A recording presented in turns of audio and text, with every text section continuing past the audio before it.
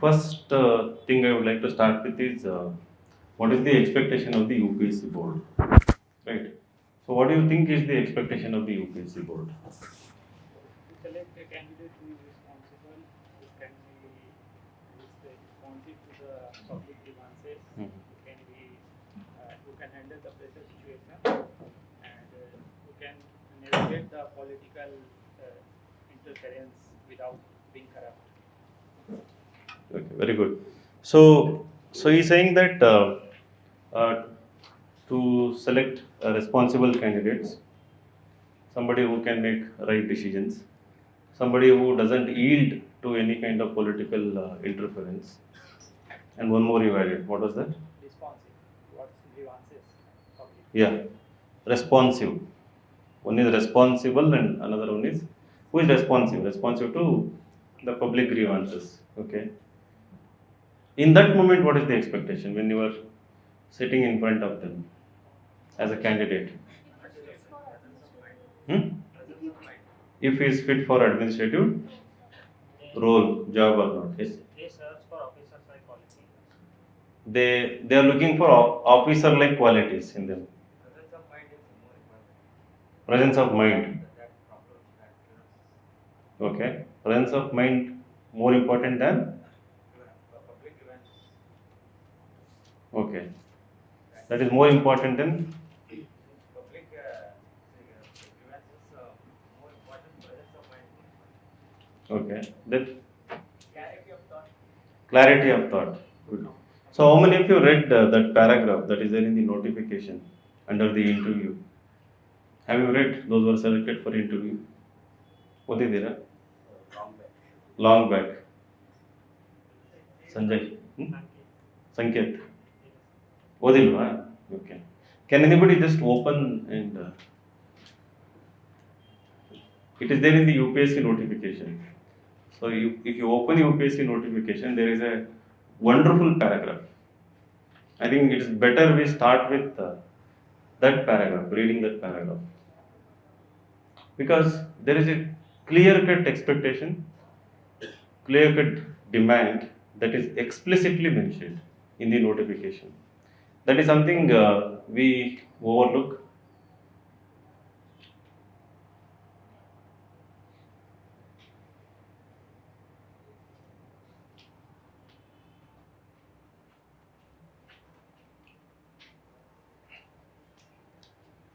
Did anyone get it?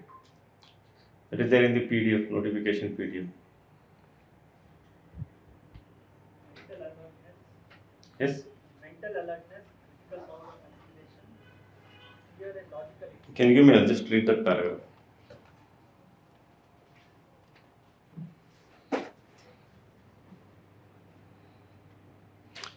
I will read that paragraph. Okay? Interview slash personality test. Right? It is both interview as well as personality test. The candidate will be interviewed by a board who will have before them a record of the candidate's career. Right? Interviewed by a board who will have before them a record of the candidate's career. Right? It's not the candidate's life, it's candidate's career so far. The candidate will be asked questions on matters of general interest. It's very explicitly mentioned. Questions on matters of general interest.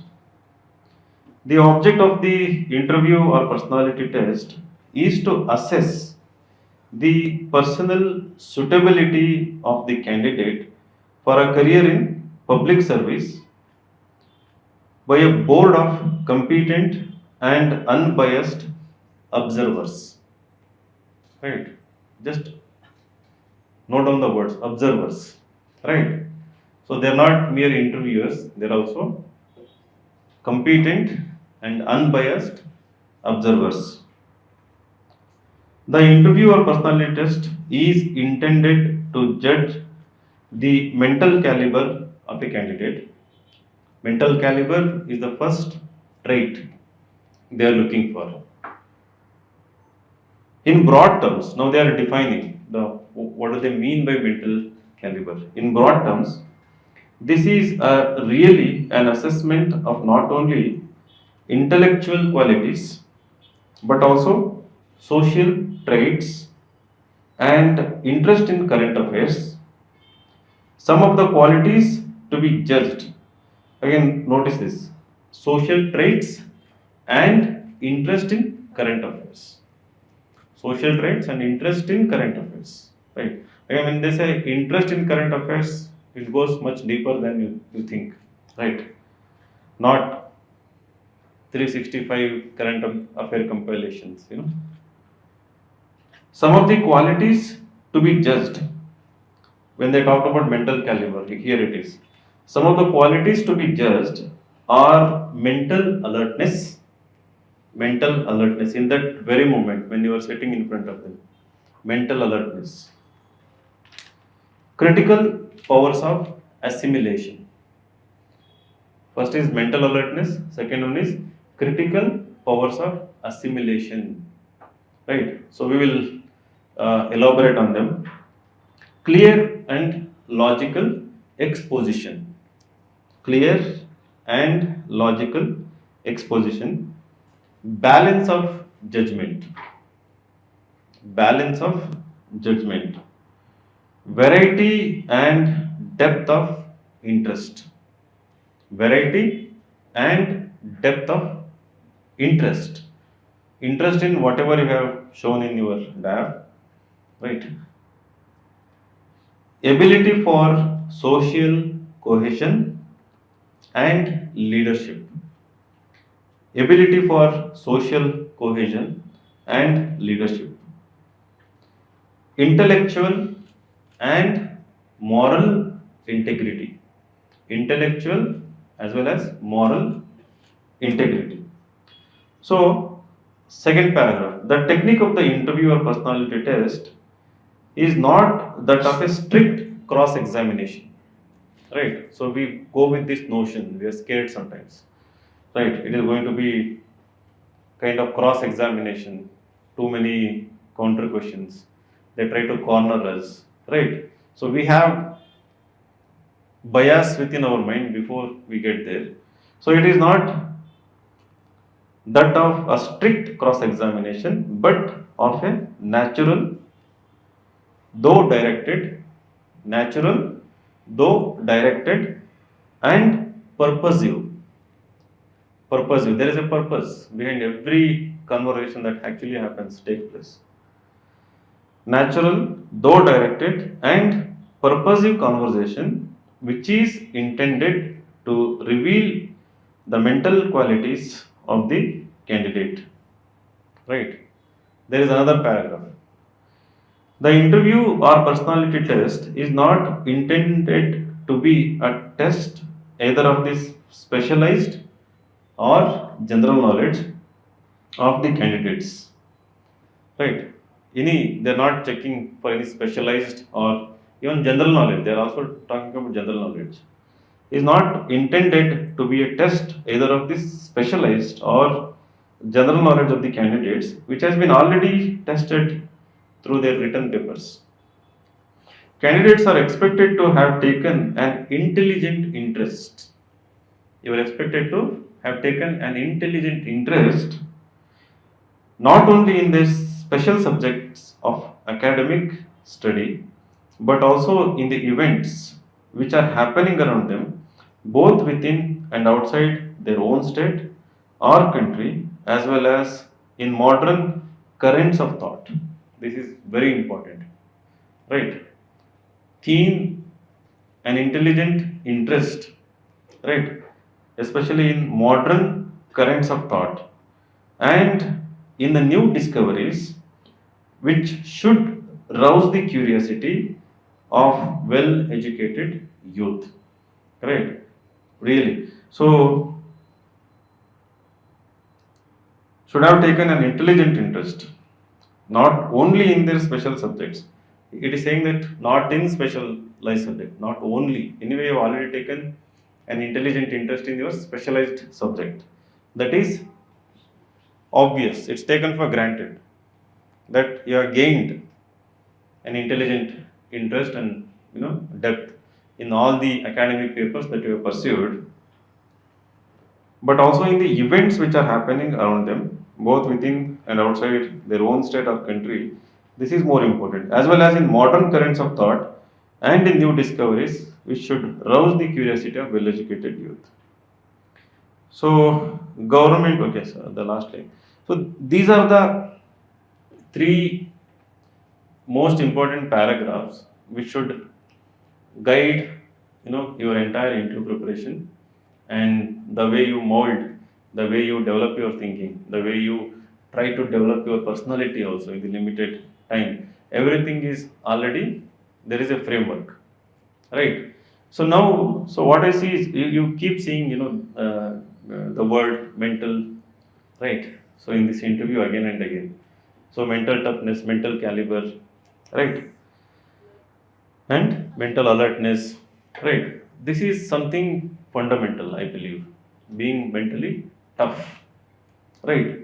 So your interview preparation, the way it should start, the mental toughness part takes usually backseat, because you're more focused on accumulating information, right? So you want to answer every question that comes in your way, so you get carried away, you start reading, you start making notes, right?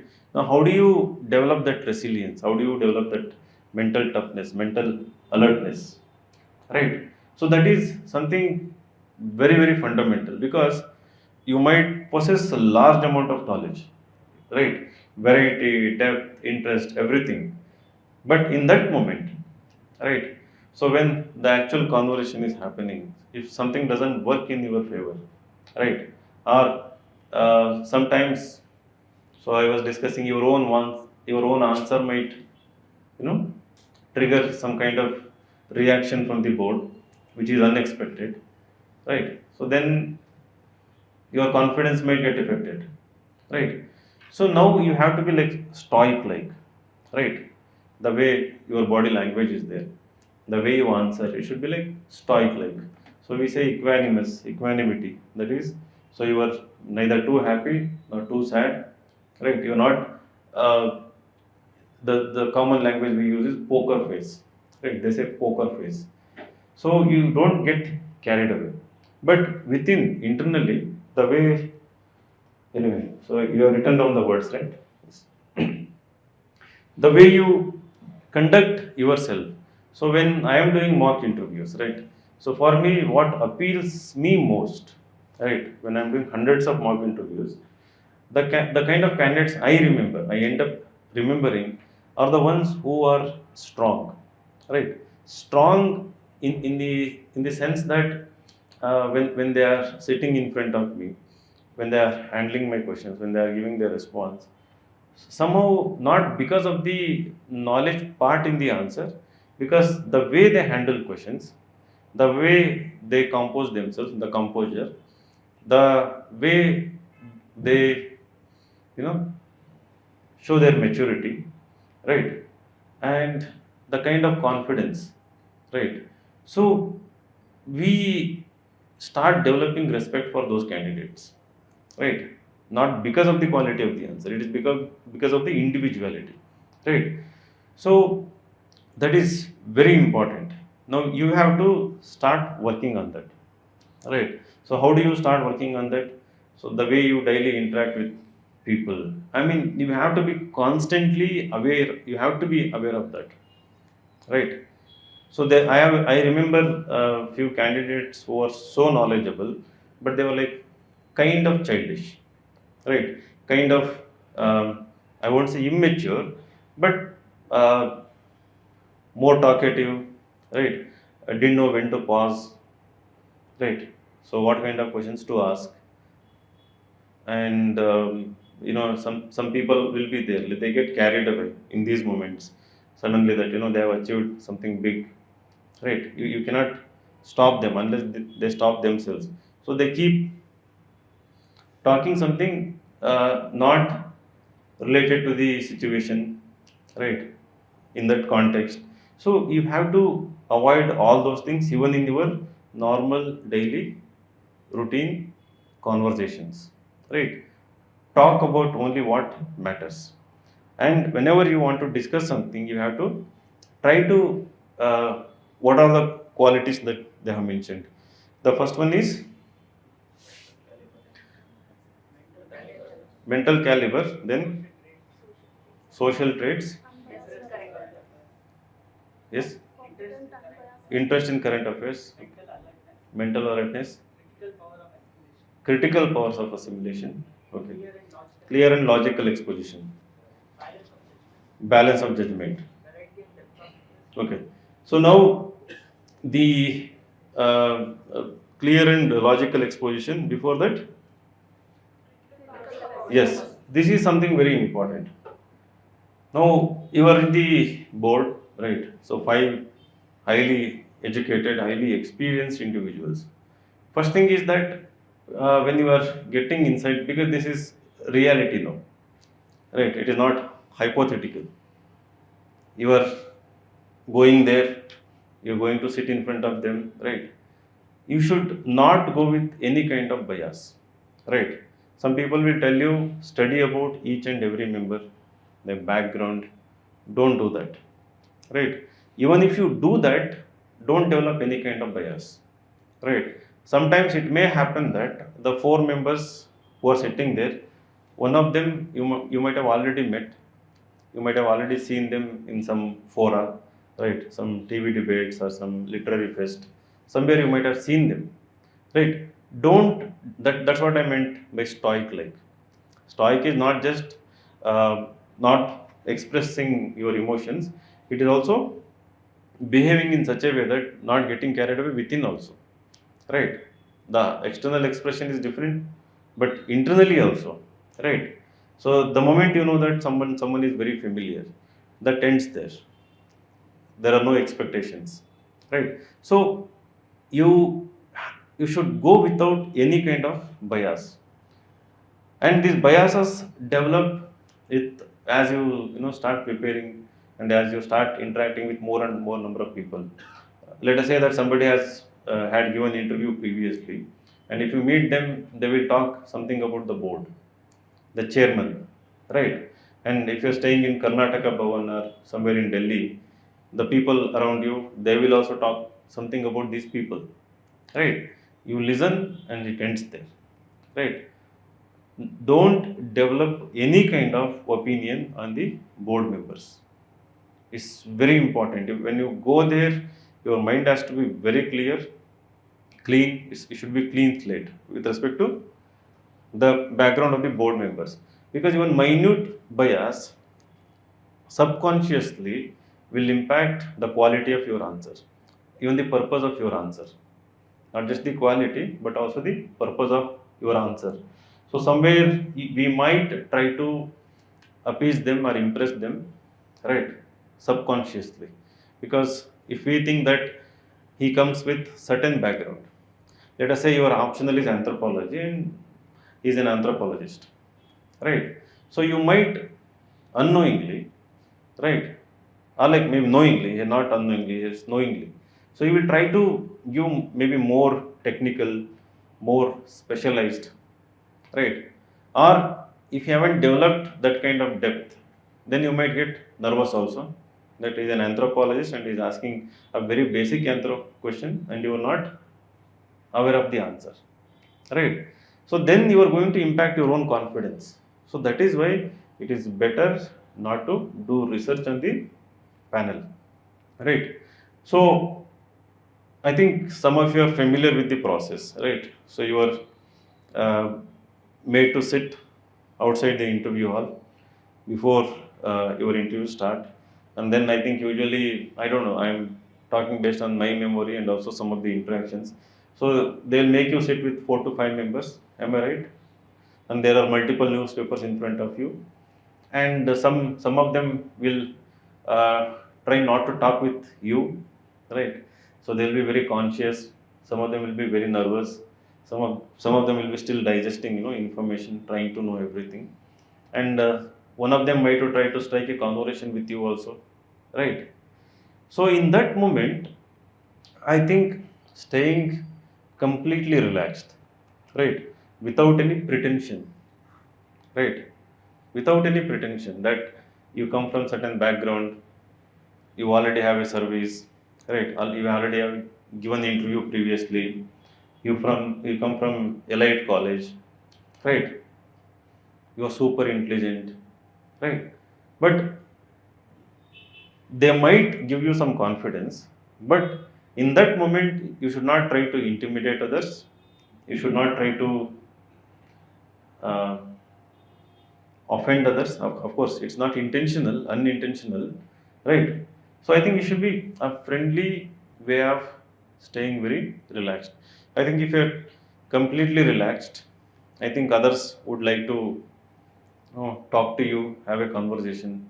But there also try to avoid conversations regarding the board, right? Which board? See, I'm talking about these things because your interview could be on the very first day, right? In another 20 to 25 days.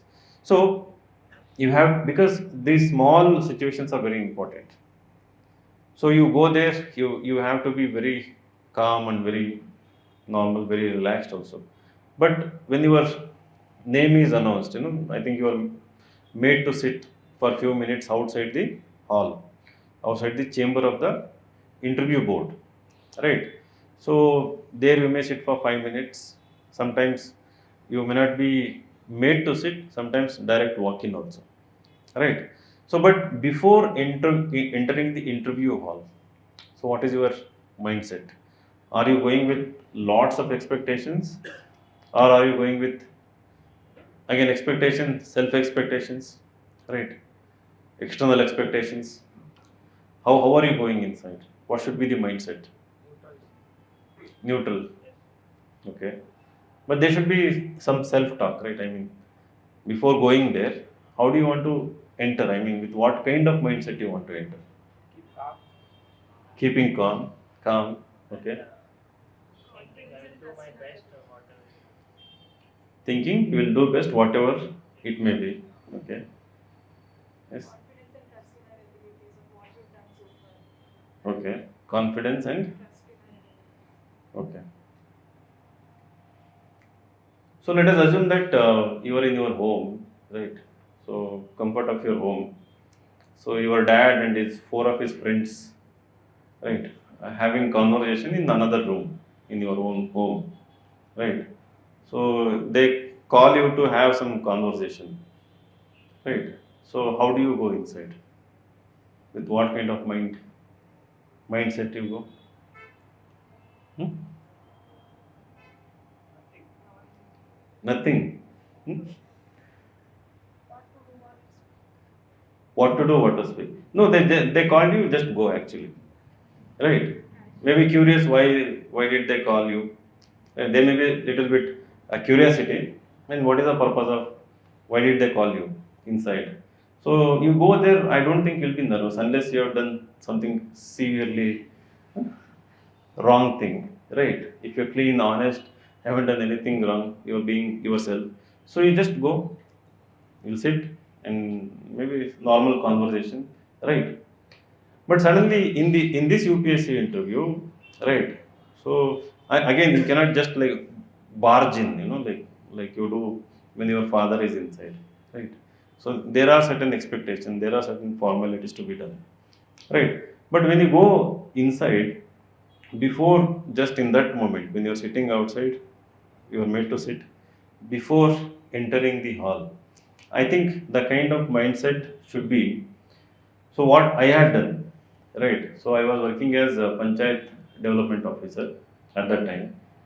So after many failed attempts, you had lots of expectations, right? Wanted to really do well.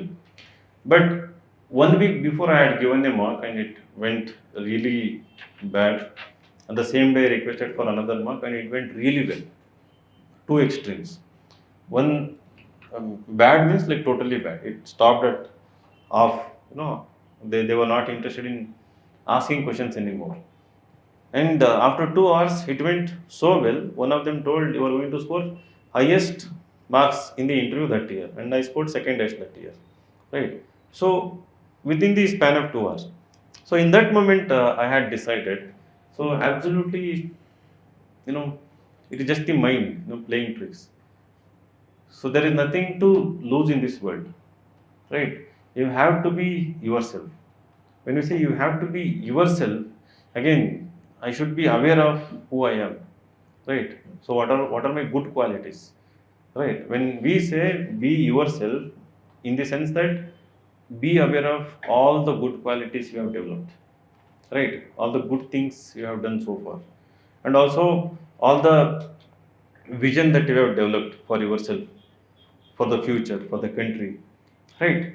So now this is one of the means. This is one of the means to achieve that.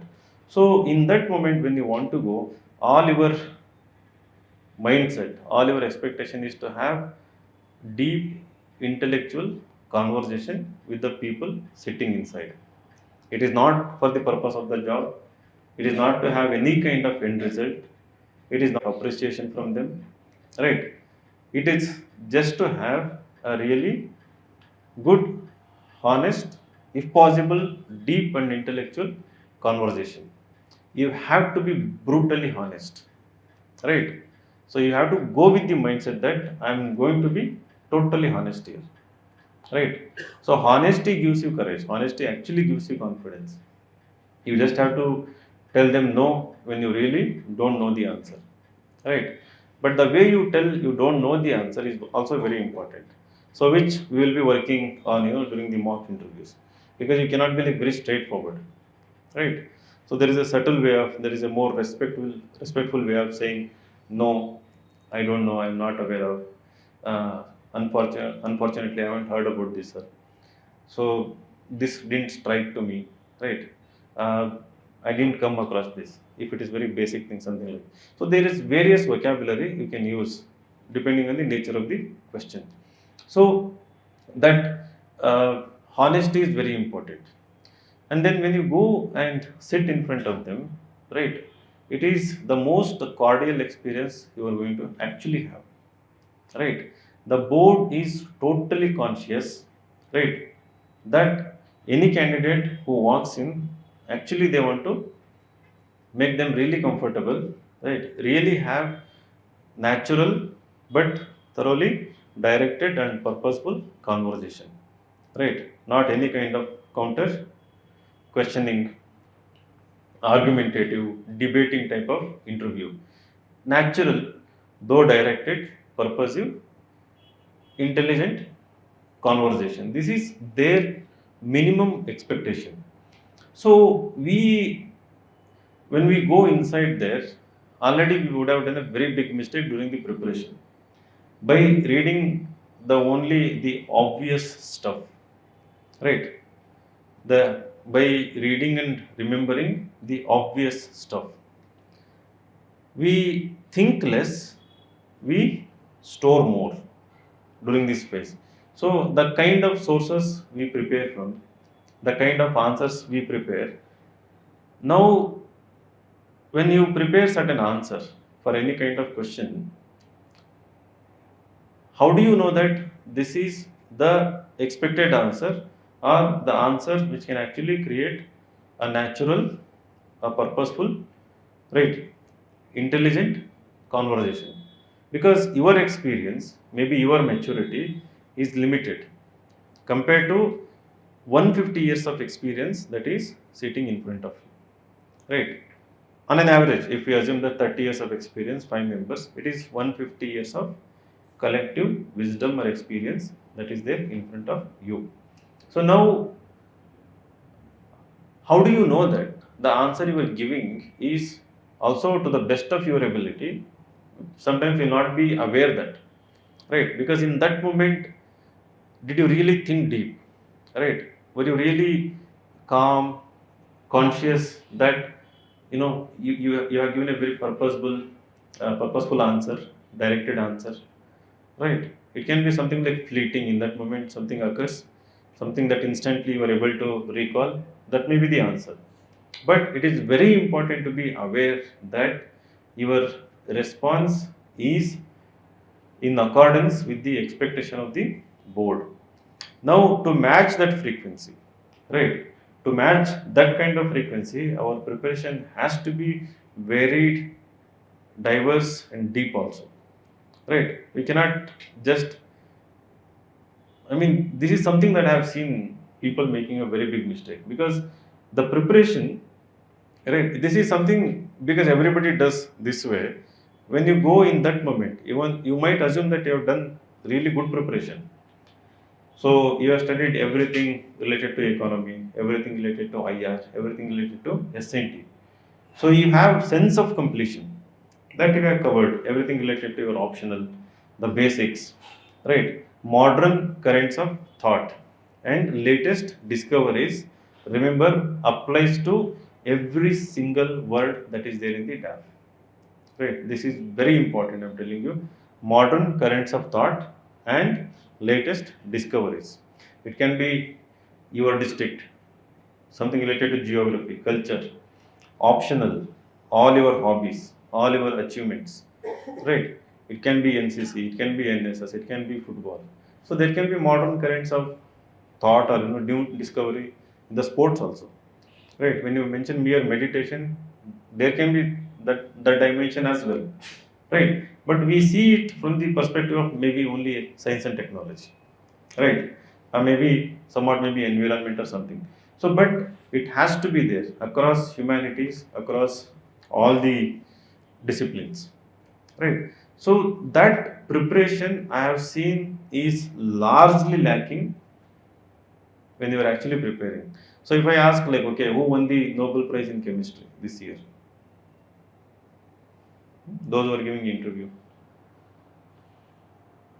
Hmm? BSc agree, Allah? Yours? Okay. Who won in medical science? Largely biology. Okay. So tell me any three modern currents of thought in the discipline of agriculture. First would be, sir, precision agriculture that has been first major primary goal of government. Precision agriculture. Okay. Example, drones and all for fertilizer. Hmm. Second would be nanotechnology in agriculture, which is like nano urea, which is replacing that. Third would be credit facility through e-governance. Credit facility through e-governance. That's modern current of thought. Yes. Okay. Any new discoveries? There was a Discovery or invention? Let us extrapolate. Not just discovery, but also invention. crops, But climate resilient agriculture. yes, crop varieties. Crop varieties. Okay. There was a gene edited rice from ICR. Gene edited Rice. rice from ICAR. Okay. Any agri graduates or non-agri graduates? What is new in agriculture? Simple question. What is new in agriculture? Okay. My favorite question. How many of you have anthropology as your optional? Okay. So my favorite question. Okay. Name any living three Indian anthropologists. Hmm? She's long dead. And I have read her book Yuganta. Have you read? No? I read it 15 years ago. I didn't have anthropology. Yuganta is a very famous work by Iravati Karve. Okay. Leela Dubey. Hmm? Leela Dubey. Leela Dubey. So she's in which university? What is her area of interest? Sir, her area of interest is women role in tribal societies, which she studied in Lakshadweep tribes. Women role in tribal societies. Yes, sir. Okay. So she studied in Lakshadweep. Lakshadweep tribes. Okay. Any Western living anthropologist? Non-Indian. It can be Chinese, Japanese, Indonesian, Iranian, Russian, American. Hmm? You cannot say Jane Goodall now, right? Uh, Now, how will you know about modern currents of thought without knowing the people who are actually currently doing, involved in any kind of research, invention or discovery, mostly discovery maybe, right? So this is something, don't prepare for this expecting there is going to be a question like this. There is not going to be a question like this, okay, name any something. But knowing them, right, and knowing their work, and knowing about their background, knowing about the impact of their work, right, adds lots of variety and interest and depth in your answer. It becomes natural, directed, purposive conversation, right? The moment you are haven't prepared from this perspective, your answer actually ends there, right? With superficial, obvious response, and then the question is something abrupt, something unexpected, right? So me, as an interviewer, sometimes struggle a lot when the candidate is not, responsive. Responsive in the sense that there is not much content in them, right? And there is hesitation, and sometimes what happens, people who are well prepared, they try to measure their answers, they try to restrain also, thinking that giving more answer will lead to more questions, right? So I think it should not be like that. So as long as the quality of your points, the quality of your ideas, right, thoughts which you have thought about are really good, are actually meeting the demand of the question, you should not try to filter them unless there is some kind of controversy, right? There is some kind of extremeness in that answer, right? Something offensive in the answer. So but as long as it is going to contribute to a meaningful conversation, you should not restrain, thinking that if I mention my district, there is going to be question on my district. So if I mention something from the anthropology in my answer, right, now they are going to ask, it's okay, the next question can be no, right? You can plainly say, for example, she said Iravati Karve, somehow she added that her name, anthropologist name, in her answer. So my next question can be, are you aware of any books written by her? You can say, sorry sir, I am not aware, right? So that is honest, and that ends there. But if you avoid mentioning that her name, now you are diluting the quality of your answer in your the previous answer, right? In that answer, it has actually added value.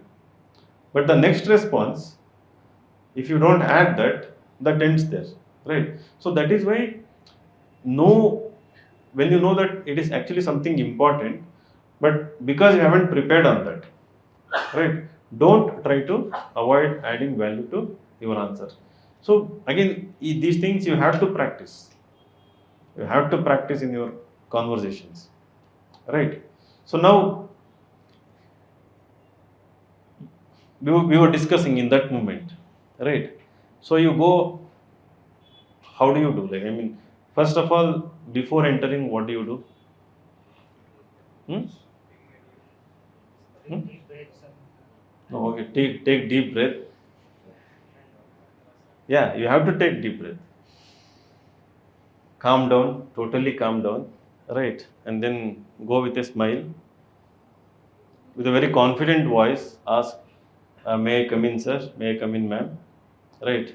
And then you go inside, and then then what do you do? wish a lady members. Wish everyone. And then What Yashaswini? They should wish only lady member first, or huh? first lady. What? See, let us say that okay, so the rooms are different. As far as I know, every room is not uniform, right? It is not like you walk from there, right, and the board is sitting just opposite to you. Sometimes you walk from there, the board is here. You have to come and sit here. The five members are there, right? So as you walk in, right, somebody might see you directly, and there can be an eye contact, right? I think you have to wish them first. Now they have seen you, you ignore them, you search for the lady member, huh? And then the lady member is not looking at you, right? Then will you say that, ma'am, look at me, and I want to wish you? right? See, it has to be very natural, right? That is what. So don't, anybody who looks at you, you wish them, and then when you wish someone, I think everyone will look at you. Somebody might not look at you also. The chairman may be busy reading or doing something. It's perfectly fine. You cannot wake them up and you just have to wish in general, very good morning, sir, ma'am, something like that, and then stand. Don't drag the chair and sit. So you have to wait for them to. I think they will ask you, okay, have a seat, take your seat, right, without making any noise, right? Way you have to again. It has to be the way you do it. It should not be kind of show off also, show off of your humility, right? Sometimes people do show that they're humble also, they are very respectful also. It should be very subtle, very organic, right? You confidently, without any fuss, without any noise, you sometimes the chair is kept such a way that you can actually sit without dragging it back, pulling it back. So you sit straight, right? The spine is straight, chest is up, right? And then smiley face, right? So usually the chairman, starts with some question. Most of the times, the first question is ice-breaking kind of question, right? Where you come from, right? And okay, you studied in this institution, and you have this interesting hobby, right? Sometimes, can you talk about yourself? Can you introduce yourself? It can be anything.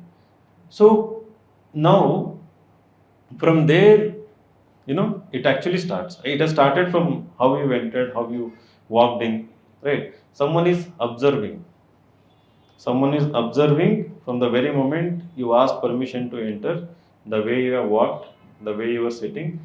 Don't think that nobody is observing, right?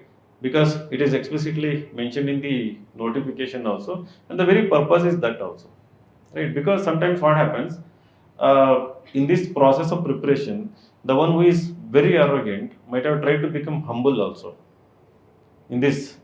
But the traits of arrogance, the traces of arrogance can be seen, in some or the other way, in some minor situations in the board, right? So he may try to be very humble, right? But somewhere in some part of the interview, whether it can be verbal, non-verbal, it will be, the trace will be visible. They are very observant, they are highly experienced.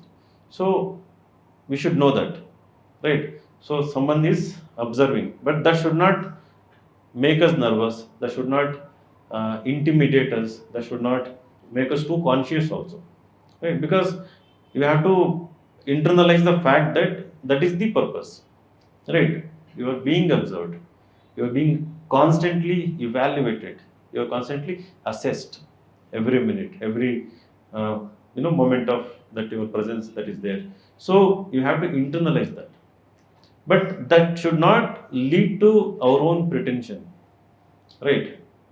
Faking in any way. You have to be yourself.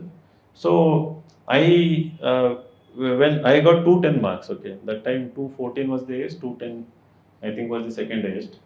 So thoroughly rural background, right? No, not much any urban experience, not sophistication, um, and I remember interactions in Karnataka Bhavan, right? There were these people from RV College, people from NITs, people from Christ, Saint Joseph's. They were all like, right, intimidating in a way that their English was so polished, right, so fluent, and was my English was very good in terms of written English, but spoken English we didn't have that much of practice experience. So it was broken. Sometimes I was struggling to find an English word, right, to explain something. So these were all there. So they were all like, you have to improve, right? And sometimes, if not explicitly told, so we could see in some conversations, right, how they would ignore, right? In conversations, sometimes what happens when they think that you are not contributing much, right? they tend to sideline you, ignore you because they are very intelligent, they are very. So these were there, but I was internally very confident because I had strong knowledge base. I had taken literally 50 EPW editions there, right? I remember the bag, I had taken EPW magazines and Frontline. So I had nobody had brought them, and I would read EPW articles, I would read Frontline, so something like this. But and I also had taken magazines like Caravan and then Seminar. I think you people haven't heard about these magazines. Seminar, Caravan, no? They're left-leaning magazines. At that time, it was left-leaning peak, 2010, 11. So uh, what I did was I totally relied on the feedback I had got in the mock interview, that you are going to score a very good marks in the interview. But what I totally relied on my own preparation, the kind of experience I had throughout my life. Lots of extracurriculars, lots of extracurricular in terms of sports and other stuff. And there was this internal confidence, right, to tell something new in a conversation, right, rather than telling the obvious, because of the sources that I had prepared. And I had, that was the hobby, like, I mentioned reading magazines as I had mentioned as the hobby, right? And so during the interview, when it was happening, the board was not expecting a sophisticated English, right? So the way you greet, the way you talk, right, it is not just based on the polished language you use, right? You don't have to be afraid about that. The board is perfectly aware that there are extreme situations, the candidates come from. Some come from purely regional language medium, they come from disadvantageous background. So the board is empathetic, and it is totally aware of that. So that will also make conscious during the preparation, because I'm not articulative, right? But you have to definitely try. I remember using 2 3 Kannada words in the interview, in the English medium interview. I had used few Kannada words, so which I was not able to recall, and they were perfectly okay with it. So the overall conversation, the way it happens, right? After few minutes, you create an impression that you can be trusted, right? The way you speak, the content of your answer, the thoughts in your answer will make them believe in what you are saying. It instantly connects, it builds the trust. That's very important in any conversation, to having the gaining the trust of the board, right? But if we are very pretentious from the very beginning, right, it will take some extra time for board to understand you and develop the trust, right? If you are genuine, right, if you are genuine and if you are honest, the trust is instant. But again, that doesn't mean that, okay, I'm honest and I'm genuine means some people are raw, very, raw. I have seen, when we say raw, not polished in the sense that they want to convey something, it is conveyed not effectively, but it is conveyed in an offensive way also. Because sometimes the choice of the words, the sentence formation, right? So should be, I have seen this, I don't know if I'm going to be sound biased or anything. Uh, Candidates coming from rural Maharashtra background, I have seen that. So some from our own Kalyana Karnataka students also, coming from, so rawness in the answer, that sometimes they don't, it is heavily influenced by the local dialect, right? The local dialect they speak, the language is heavily influenced. Sometimes sir is missing, right? Sometimes there are too many sirs in the end, right? Because they haven't practiced, the kind of little standard English. I'm not saying very highly sophisticated English, but it is heavily influenced. And also the voice tone is also. right? It comes as very straightforward and very arrogant also sometimes. They are the humble students, right? So these are the things I observe in my one-on-one marks, right? I'm not able to get an example, right? That, but it is the perception, right? It is the the impact it has, the way they speak in that moment. Sometimes it looks like, it is what do you say? There is a word, out of situation, out of context. This is, what is that word? Hmm? Not out of the blue. So when you essay, in essay, when you use something unrelated, out of context, what is that word? Hmm? Relevant. Not irrelevant. There is one more word. Not obsolete. Anyway, I forgot. But it sounds like that, right? So we have to be aware of these things, right? When we say being genuine, doesn't mean that, I go totally raw the way I am, right? There was one guy from Maharashtra, right? He gave 6 UPSC interview. In all 6 interview, from like rural, he studied in one of the top engineering colleges, and he came. He was there like long back 2015 in our core batch. He was hesitant to give mocks also, and he was very confident about his knowledge, and he was very kind of, I don't know, arrogant about, the college he studied. In all 6 interviews, he never crossed 140 or 150 marks. Right? He, I think, later got selected into in the state services. There was another guy from Kunigal, Karnataka, and he happened to prepare with me also.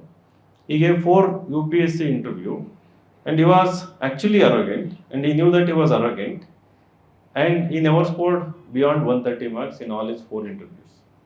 And then he got selected in state services, because state service is different, right? And I used to tell him. So he also gave interview after 2014 also. So when I started this institution, in the same year 2014, uh, I started InsightsIAS, and I was conducting these mocks, because I had the confidence that I had scored 210, and I knew little bit about, the memory was fresh compared to now. So one of my juniors from Navodaya school, he had got 140 something in the interview, right? And he had got audit and account service, and he wanted further my help with respect to interview, because I had written about my interview experience in the InsightsIAS.com as a experience. So he had read, and he knew that I was a senior, and he came. We did a few mock interviews, and I was able to, I think, guide him effectively. I don't know. He got 206 in that interview, and he got all India rank 8, and currently DC of Raichur, right? I told this guy from Kunigal, see, I have done this. It's not that because of me he got, but some, confidence building, maybe some moral boosting, whatever, it might have worked in some or the other way. Come, we'll do mock interview. He was unwilling to come, right? And whenever he used to speak, he was from NCC, he had done NCC certificate, and he was, in leader throughout his NCC career, whatever ranks they are there, right? So he was always like shouting, right? The way normal answer was like the way you shout in NCC, right? I told, no, it doesn't work in it. No, he said, I'm genuine. I'm like this. Right? So sometimes that doesn't mean, the being genuine doesn't mean that you forget certain etiquettes, certain formalities, certain minimum expectations. Right? So I have seen these extreme brilliant otherwise, knowledge wise, of course, knowledge wise. But personality wise, I felt that they deserved that only. Right? Because they were unwilling to learn, unwilling to improve. That adaptability, flexibility. Adaptability is the intelligence, right? So you will be called more intelligent when you know how to navigate through a situation, how you are able to adapt fast and evolve, right? So these people were resistant, right? So if someone some of you are like that. You have to open up, you have to keep a very open mind, you have to be flexible, willing to learn. It's okay to listen, it's okay to listen to various feedback, various criticisms, but listening is different, accepting is different. Everything you listen doesn't mean that you are going to accept them, right? So you will listen, some of them might irritate you, some of them might come across as irrelevant to your personality, some of them might anger you, some of them might undermine your confidence in that moment. But you have to pause and and think and take maybe second opinion. And if you think that someone is more experienced, you have to go to them and then you have to again assess. This is very important because scoring 210 in the upcoming interview will guarantee you a post this year, right? That will guarantee you some rank. Doesn't matter which category. Scoring 210, so you're just 25 to 30 days away from that phase, and 20 to 30 minutes of conversation, right? That is going to seal the deal. And some of them want to improve the rank, right? So you are also looking for 200 plus. Some of them have given interview previously, scored low, maybe clueless. We can find out what is the reason, and then you have to improve. So the entire journey, from now to your interview can be in March, April also, we don't know. But just be prepared for the worst case scenario that your interview is going to be on the first day. That is how you have to assume, and then you have to strategize and prepare accordingly for the examination. Now that critical power of assimilation, the way you listen question, the way you understand the demand of the question is very important, because only after understanding the demand and also the intention and also the expectation of the question, right? Because the question is not out of the blue sometimes, not sometimes, most of the times it is not out of the blue, unless your answers are uh, like not inspiring, right? When your answers are not inspiring, they are like vague, superficial, the questions become what you say random, right? But when otherwise the board has seen your dab before you walk in, right? When the candidate sitting inside is has walked out, right? And sometimes what happens, he walks out in front of you, he or she. So the individual who is walking out maybe is smiling or maybe hmm, sad, serious also. So were you were you outing? Sorry, were you waiting outside when the? So did you see the candidate who was walking out? Why? After he left?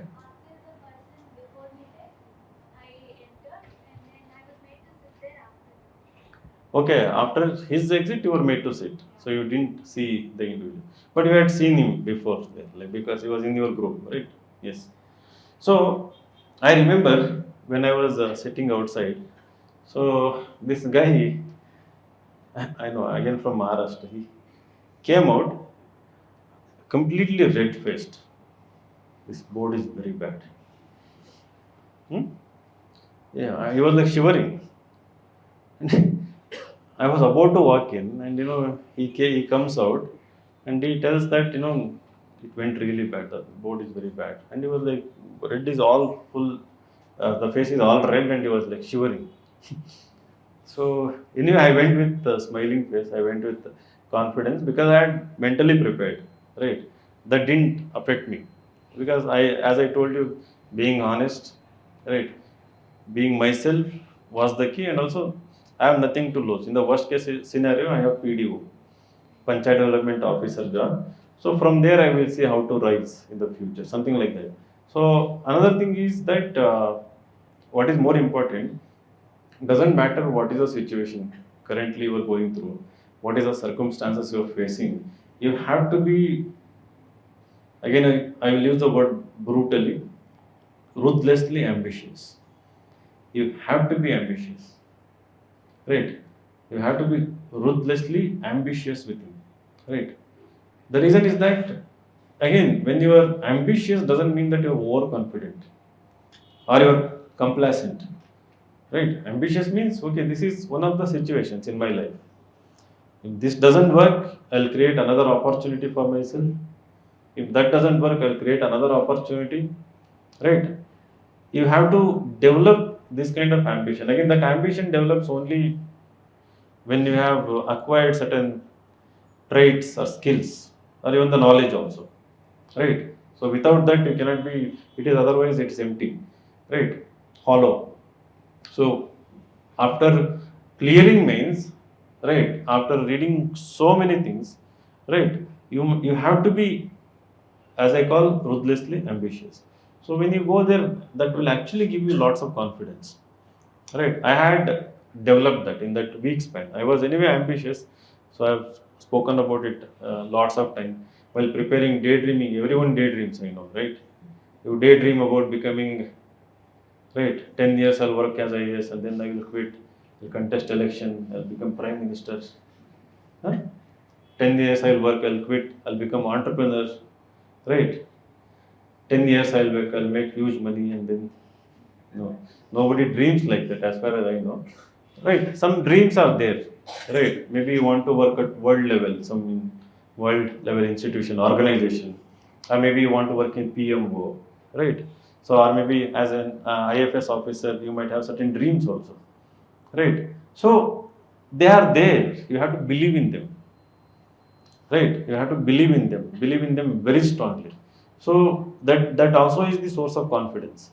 So doesn't matter the guy who is walking out, the guys, the people who are sitting along with you, doesn't matter what is their nature, what is their reaction.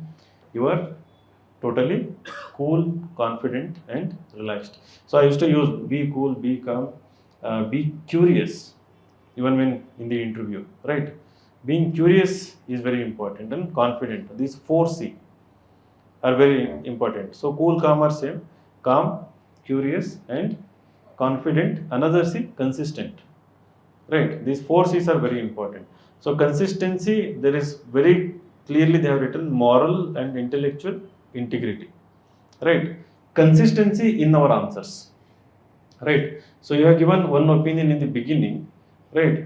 In some other question, in some other discipline, right? There is, you have to give an answer, right? That should not contradict the opinion. Somewhere it is related, right? But we should be aware about what answers we have given in the beginning.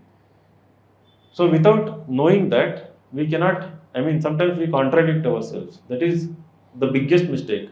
So there are three things or four things which I think will get you lower than 140. Anything below 160 is rejection. Right? You should be aware about that. So one is arrogance. I believe it is 80 to 120. Right? Arrogance, any kind of arrogance. Sometimes they intentionally say wrong things, right? Just to see your response. Sometimes you will try to correct them instantly, right? Correct in such a way that it is not respectful, right? Sometimes you make it a debate. I am right, you are wrong, right?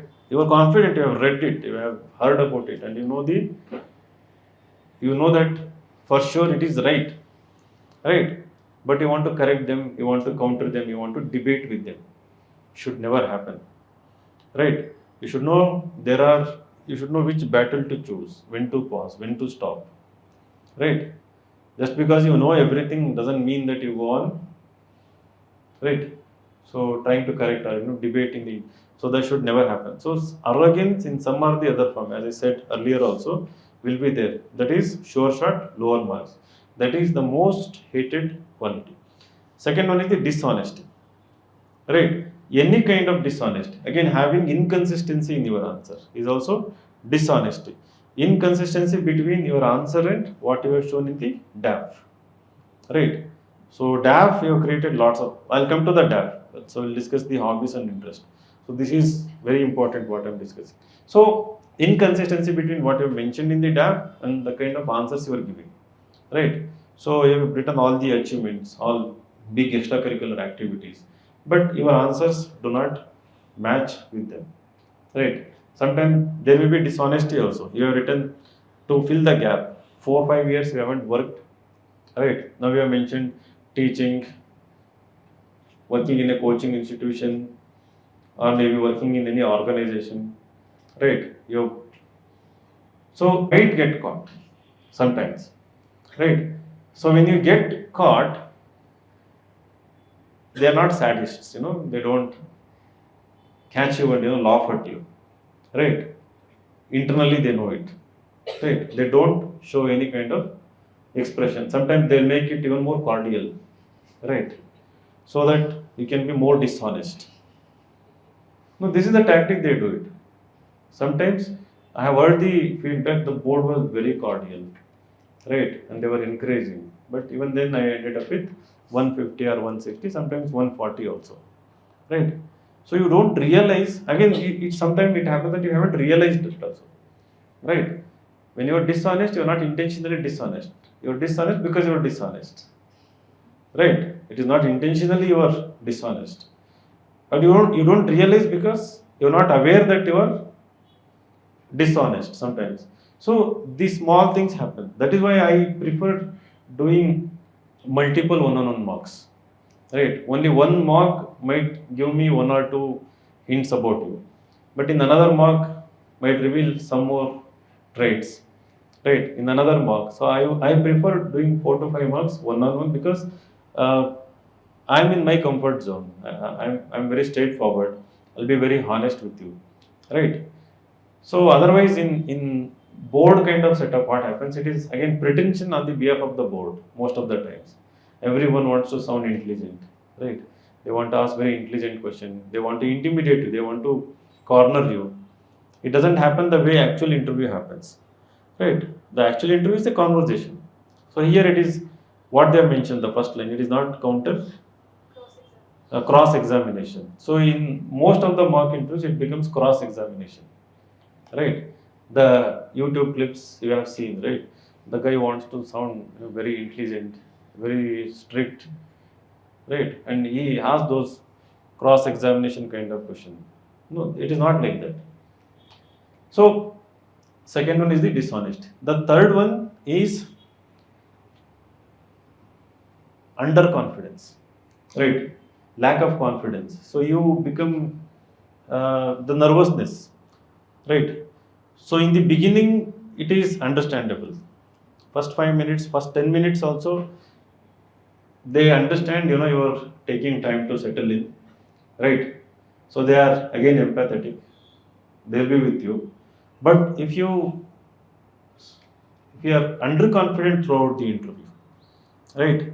One, the quality of answers would have suffered totally, right? Second, you become uninteresting to interview, have conversation, because you are not opening up. Because when you are underconfident, you are not able to think, right?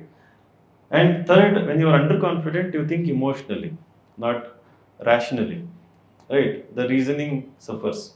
So all this combined together, what happens? Your interview will become very lame, and it will be visible, right? Perceptible, the underconfidence.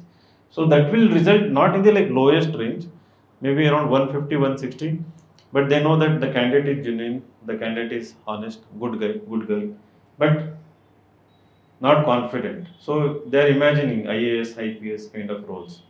So that also will result in lower marks. But somehow you have maintained, you are humble, confident. The combination of being humble and confident is tricky, right? So confidence should not be seen as arrogance, right? Being humble should not be seen as submissiveness also, right? You have to be confident, you have to be humble at the same time. So it depends on the kind of words we use, right? The body language we have, right? Combined together it will make. So sometimes you are somehow showing these qualities, but answers are just what everyone is giving, right? What everyone knows. There is nothing new, just average answers, right? Then that will result in 160 to 170 marks, right?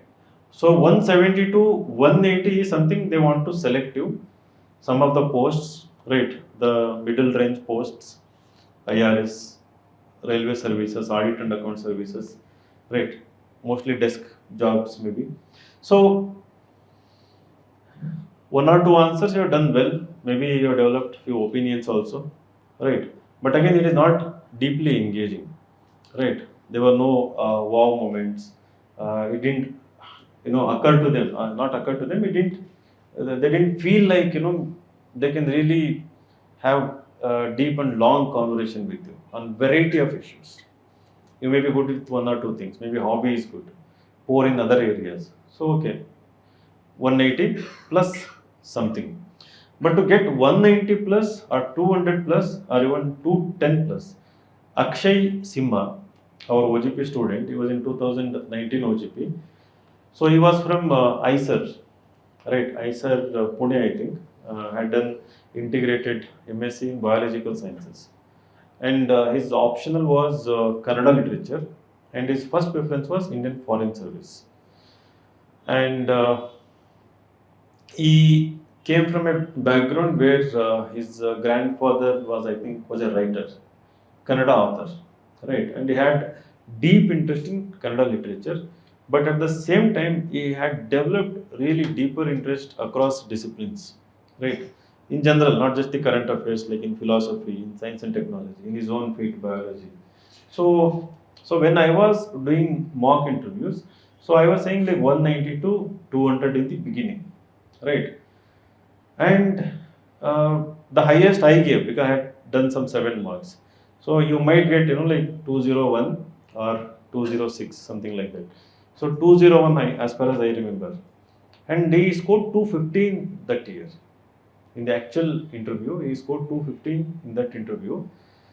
So looking back, what I observed was his ability to engage, right?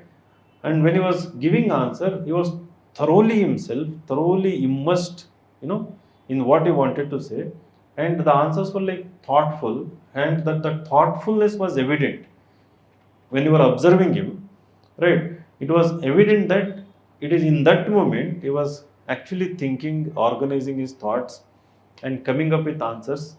Sometimes before the answer, sometimes during the answer, right?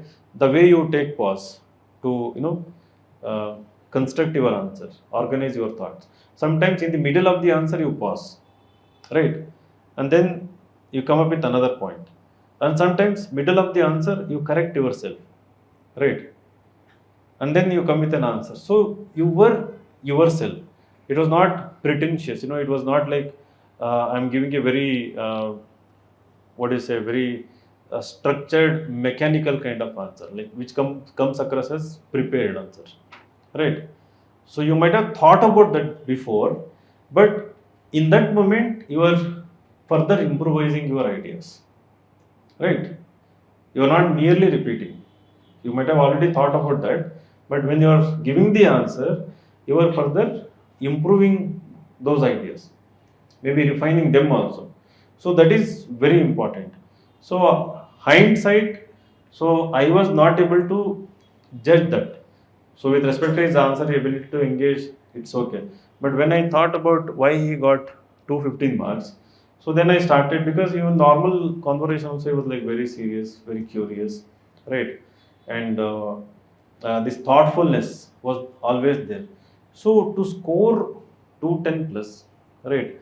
That thoughtfulness and being yourself without becoming conscious about what others are observing, because his hand movements were also there. It was not like he was sitting like mechanically like a robot and giving answer. I remember his hand movement sometimes used to be aggressive. I told him to minimize it, but even then it was there. Like if you want to suddenly think about something and go deep, so it would become inevitable. He would use hand movements. So I felt okay because it was natural, right? So there are people who use lots of hand gestures when they're struggling, right? Some people use when they are really thoughtful also, right? Because the quality of the answers will determine the our perception, our assessment, not the body language. But if the points are deep, really thoughtful, so we ignore the body language because my mind is listening. I'm not synthesizing what uh, processing, processing, and then I am trying to create my own opinion about you, about your answer, and also my next question, right? And also at the same time, I'm appreciating also internally. So there is a lots of processing is happening. So that is not affected by the body language. If the quality and depth of your thought is really good. So that is why I keep saying, emphasizing on that part, because ultimately that will that is the deciding factor, right? So small mistakes, minor mistakes will be finally excused. It is not that they're consciously going to excuse, they won't even notice, I believe, right? So you will slowly, in the process of interview, by the time it is going to end, you will be one among them, right? They develop that kind of feeling that you are now one among them, right? They develop respect for you. In the beginning, it is the trust, first few minutes. So as it progresses, in the end, it is the respect. So sometimes they're vocal about it, right? They will appreciate, right? And there are totally contrary things also have happened, right? You have been arrogant, dishonest, and then also they have appreciated. There was one famous member, I don't want to name him, he is not there anyway, don't worry. He would always appreciate candidates, right? And the candidates should be like, he appreciated.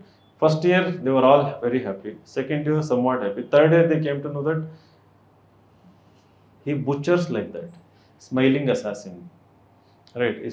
They started naming him smiling assassin because he would smile, he would, applaud, and he would laud, right? And then he will say good things, and then the marks will be 150, 160, something like that.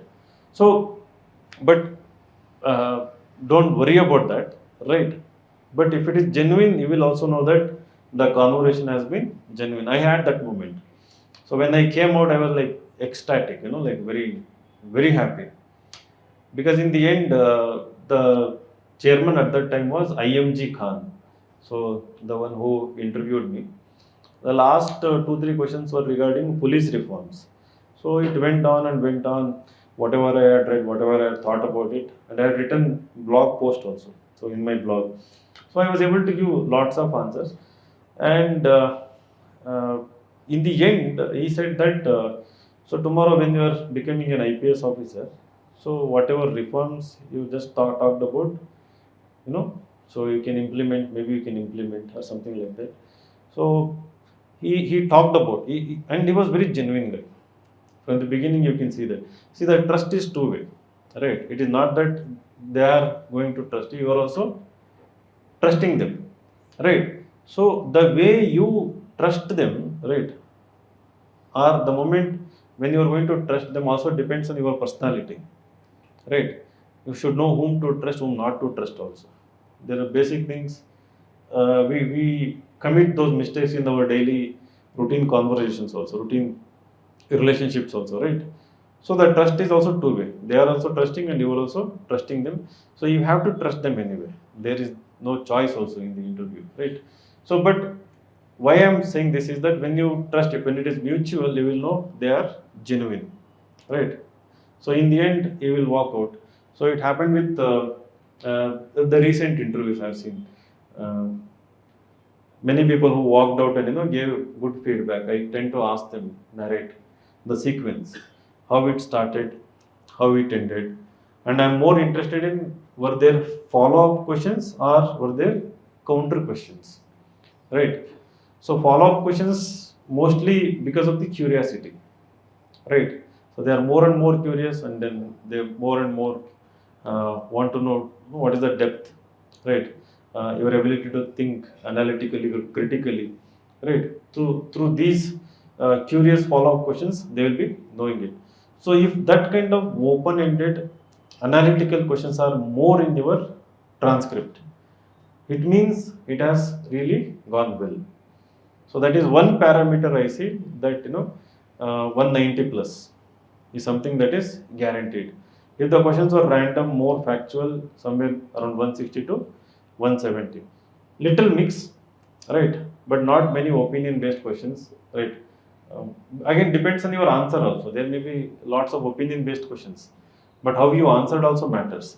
And last session I discussed about 4 levels of questions. Those who haven't watched, right? The first level is factual and conceptual. What kind of questions, right? So they might ask is regarding SIR, right? And then what do you think about the SIR? Is it good or is it bad? Do you think election commission is compromised? Do you think there is some kind of a conspiracy to malign constitutional institutions?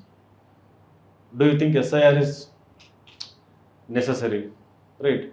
And then add to this another question, uh, the modern currents of thought related, the latest developments, application part of it. What is the best way to do it, right? How can you use technology effectively, right? Can you use artificial intelligence to make SIR better, something like that. So you are bringing, it is that bringing, to technology, modern currents of thought. Maybe they might ask, has it been done in some other country? Okay, so we have other democracies, America. So how do they clean up their voter list, right? Electoral rolls. What is the process? Are you aware about it? So the next question, once you have satisfied them, factual, conceptual, reasoning questions, opinion questions, modern currents of thoughts, the application part, then is the case study. Okay, if you are the election commissioner, state election commissioner, SEC, right? So they might put you in a case, right? In some role, maybe district collector also. Then they might add few more factors, few more situations to it, some controversy, some protest, right? Something like that. And then they might ask you to explain the best course of action, right? Give the best course of action, what has to be done.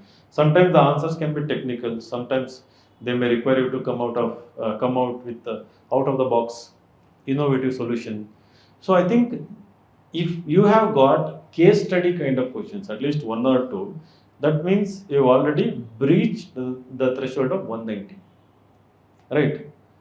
So in the interview itself, you can be happy that if the board is asking a situational type of question, they are already thinking high about you. If they are asking question like why and how, right, they are already thinking high about you, because they have gauged, they have noticed, they have assessed that okay, this candidate can be explored. Now let us give them situations, the suitability for the job, right? So again, you have to be mindful, right, that this is how my interview is going, and you have to still remain calm, and then still think to the best of your ability, perform to the best of your ability, right? This is not a easy situation, right? It requires thorough practice, and the practice, and whoever came after means, I told them 20% reading, 80% thinking and practicing, right? And I had told them to start early, right? And then it is usually, we start only after the result. But anyways, one is critical power of assimilation, then the exposition, structuring and prioritizing your points, right? Very important. In my mock interview, anybody who gives the very first point as the obvious answer, it is always turn off, and it makes me ask the same question twice, right? Second point is again the obvious, makes me repeat the question. Okay, further what? Right. It is because of two things. One, regarding that issue, I either have experience or well read about it, right? And my expectation is high, and there is clear cut expectation that I want to hear this particular opinion or particular idea or thought regarding that question, right? I'm not sure whether you have read that source, heard that kind of opinion, right? But I have this clear cut expectation. So now you should know. I mean, it's very difficult to know what is the expectation in that real time, right? But that is why the sources matter. Second one is that in general, I want to ask more questions related to the same topic which we are discussing, right? I might not have read about it. I might not be having experience about it, but I want to really engage you. So then there is this second expectation, right? So you give me something new, right? Because there are five members. If there is something wrong, they will know it, right? In subsequent questions, we are going to know whether what you are saying is right or wrong, correct or wrong. So there are these two kinds of expectation.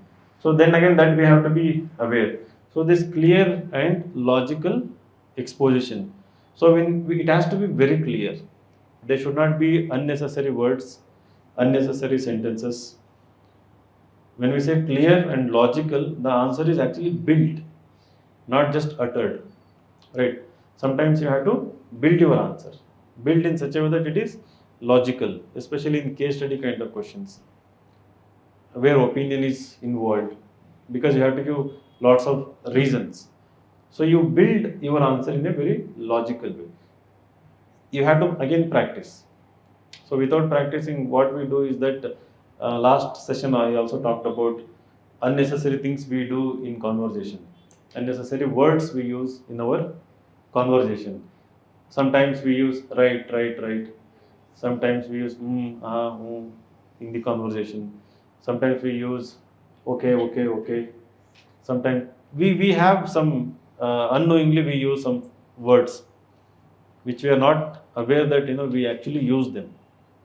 We have to eliminate such kind of words because the time duration is very short, 40 to 50 seconds. You may be you may want to know like what should be the duration of my answer when you are factual question, conceptual question, it can be just 5 to 10 seconds, right? Second, opinion based question, it can be 30 to 40 seconds. You may have to give 2 to 3 reasons, think. And case study kind of questions, 1 to 1.5 minutes. You have to justify your stance and then you have to give the course of action. First course of action and then you have to justify, because you have to imagine about all the stakeholders. Now, to give a new perspective in any answer, how do you think about it? How do you give many dimensions? Is there a technique, is there a formula to come up with a new perspective about any issue?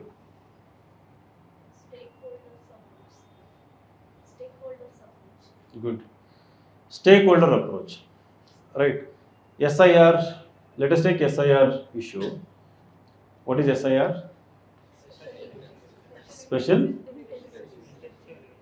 special intensive revision. So why SIR is controversial?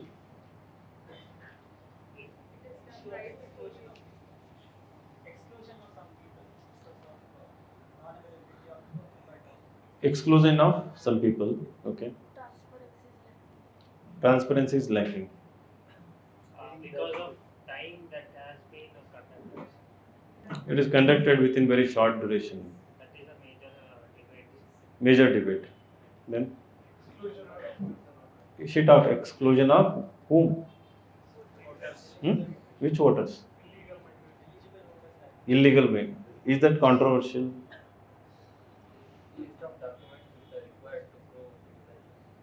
List of documents required to prove citizenship. Then Build up the CANRC legacy. First deficit created due to CANRC negated. okay. Trust deficit created because of Citizenship Amendment Act and NRC. okay NRC. She said lack of transparency. The post Post deliberations. Post deliberation or post revision? Post deliberations, EC was opaque. Okay. It was not, The like lack the of commissioner had not given. Lack of appealing authority, appealing. authority to the people who are excluded. So when you are generating these points, how are you generating these points? Is there a thought process, or you are just whatever is coming to your mind, you are just saying it? So what is the thought process? First stakeholders, first ECI, then people, then government, then overall. So there are two ways. One is stakeholder approach. Another one is the thematic approach. So when we say themes, it's about, let us say, democracy is a theme. Inclusivity is a theme. What are the other themes you can think in the SIR? Polarization, I mean, divisiveness, it can be negative also, but there are broadly themes, and alienation, and the constitution can also be a theme, right?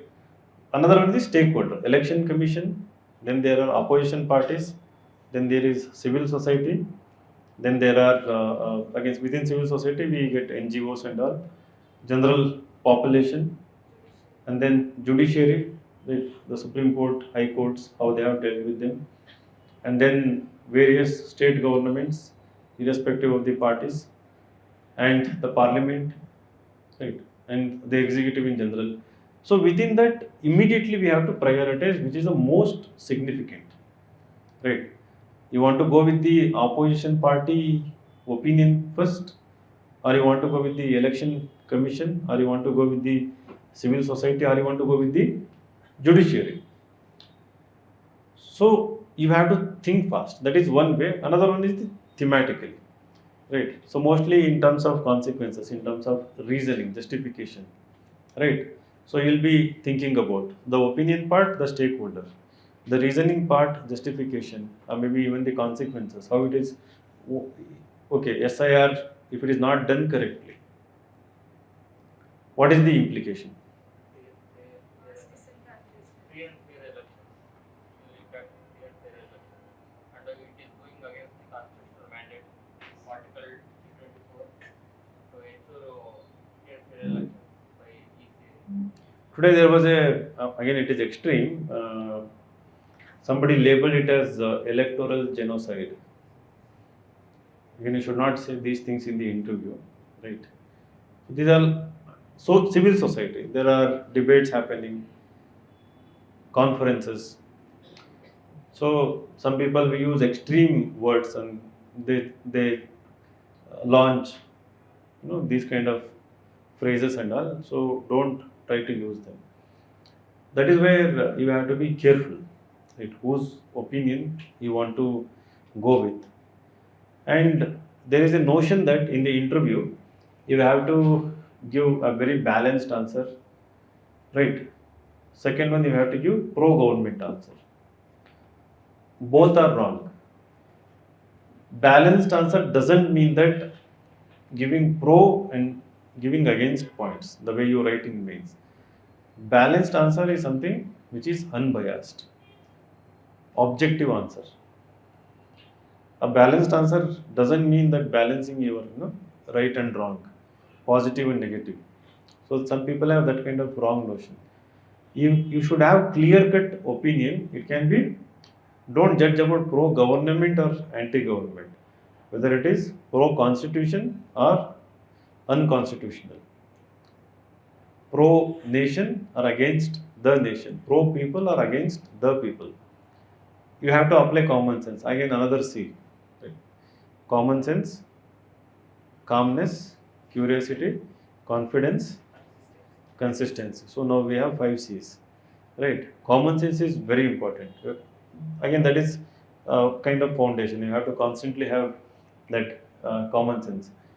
So many people think that we should give pro government answers, and then they end up giving very superficial mechanical answers. So you can support CAA, you can support the agricultural bills or agricultural reforms. Maybe you can go against SIR also. But how, on what basis you are going to know that whether you want to go with this opinion or not? It is about the number of justifications you have. Now, if you really have large number of justifications to support your counter argument that SIR is not good, SIR is not needed, then you go with it. But if you assess, when you think about lots of reasons, if you think that you are falling short of reasons to go with that opinion, right? I think then you have to go with other opinion, and then read multiple opinions on them, because your thinking will be limited. Your thinking is limited because your exposure is limited. You need to have lots of basics. You need to have understanding of the organization. You need to have understanding of the in-depth understanding of the constitution, the way it works, the way these institutions work, about society at large, everything. There are many experts. Psephologists might have written few things, right? Those who are experts in this area have been working for many decades. They will have their opinion. So I think that is why diversifying newspapers and especially the opinion articles, the columns, is extremely important. So whichever opinion you want to go, you have to collect large number of reasons, justifications. So that is most important. If you, and that, because that will show the conviction that you are very confident, right? And as we discussed in the beginning, then it will become genuine, right? So when you give that answer, it becomes genuine because you have got lots of reasons. So when you may give only one or two reasons, most important, they may not be satisfied. Again, they may ask. You will give another one or two reasons. They are not satisfied. Then there may be another one question. Then again, so it becomes exhaustive, right? You have got lots of reasons. So then there is a point at which they will stop because they know that even if they don't agree with that opinion. And I had myself this bias in the, especially between 2016 to 19, that you had to give some kind of rightist answers and all, right? Because of the situation we have. But maybe it was like that during that time, right? But last few years I've talked with many candidates who have got good marks. It is not that they have given all pro government answers. Sometimes they have given different answers and they are very well awarded, given very good marks. So it depends on your conviction, your belief, and the reasoning power, capacity. So now coming to the DAF part, the most important, I think you have the freedom to modify it currently, right? With respect to hobbies sections, number one, you need to be very specific. You need to be very specific. Don't merely mention traveling. So where do you travel? What is the nature of the places where you travel? What is the purpose of the travel? Right. So you may be traveling to only natural heritage sites. You may be traveling to areas where there are architectural wonders are there. Right. You marvel at architectural wonders. So you may be traveling to some places where uh, you know predominantly it is rural areas. You just want to go to countryside, away from all the urban setup, right? And there is so many. I have seen people solo traveling, frugal traveling, and heritage traveling, something like that. So they have mentioned, but when you are very specific, we get clarity. Those who want to engage you, right, ask you question, we get more clarity. So when it is vague, the wording is vague. When we don't have clarity, we may ask for the clarity, right? Where do you travel? Which kind of places you travel? And if you don't ask that question, it can be just an assumption that traveling is your passion. You travel everywhere, And then something we may start with a question where we have never traveled to, right? Something we haven't done at all. So that might, the very first answer may be no from your part, or maybe I don't know, something related to your passion, something your hobby. So that should not happen. That is why be very specific. So you may all the hobbies, like I see like one word kind of hobbies. So I wanted to tell like doodling. You have mentioned like doodling what? Like doodling anything, everything. It's usually based on ideas that screw up at that moment.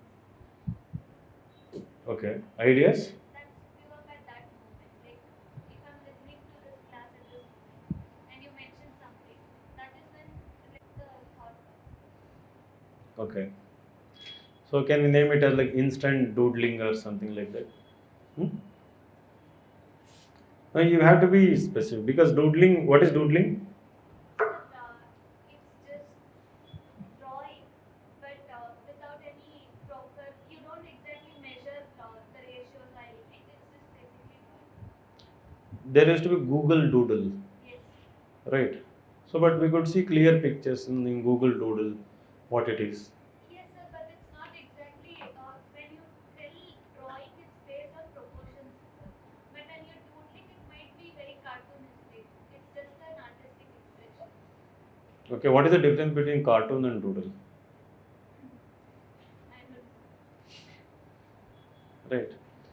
So that's what I was talking about. Uh, you have to be one. You have to be very specific. How is it different from cartoon?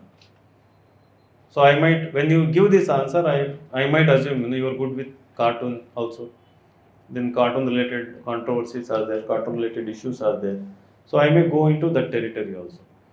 So try to be more specific. Think about it, brainstorm, because that is what is the the initial step in the interview. I'm more interested in the more interesting part of your DAP, very personal, your hobbies and interest, or the kind of internships you have done, or maybe if you're the way the institution where you studied is something interesting, very good. Maybe from there also we can start. So be very careful with the kind of words you choose. Be measured, be very careful. So we can definitely discuss and finalize. We can help with that. It can be descriptive also. Sometimes it can be descriptive, like it can be one line, a phrase also, instead of just putting one random word. Right.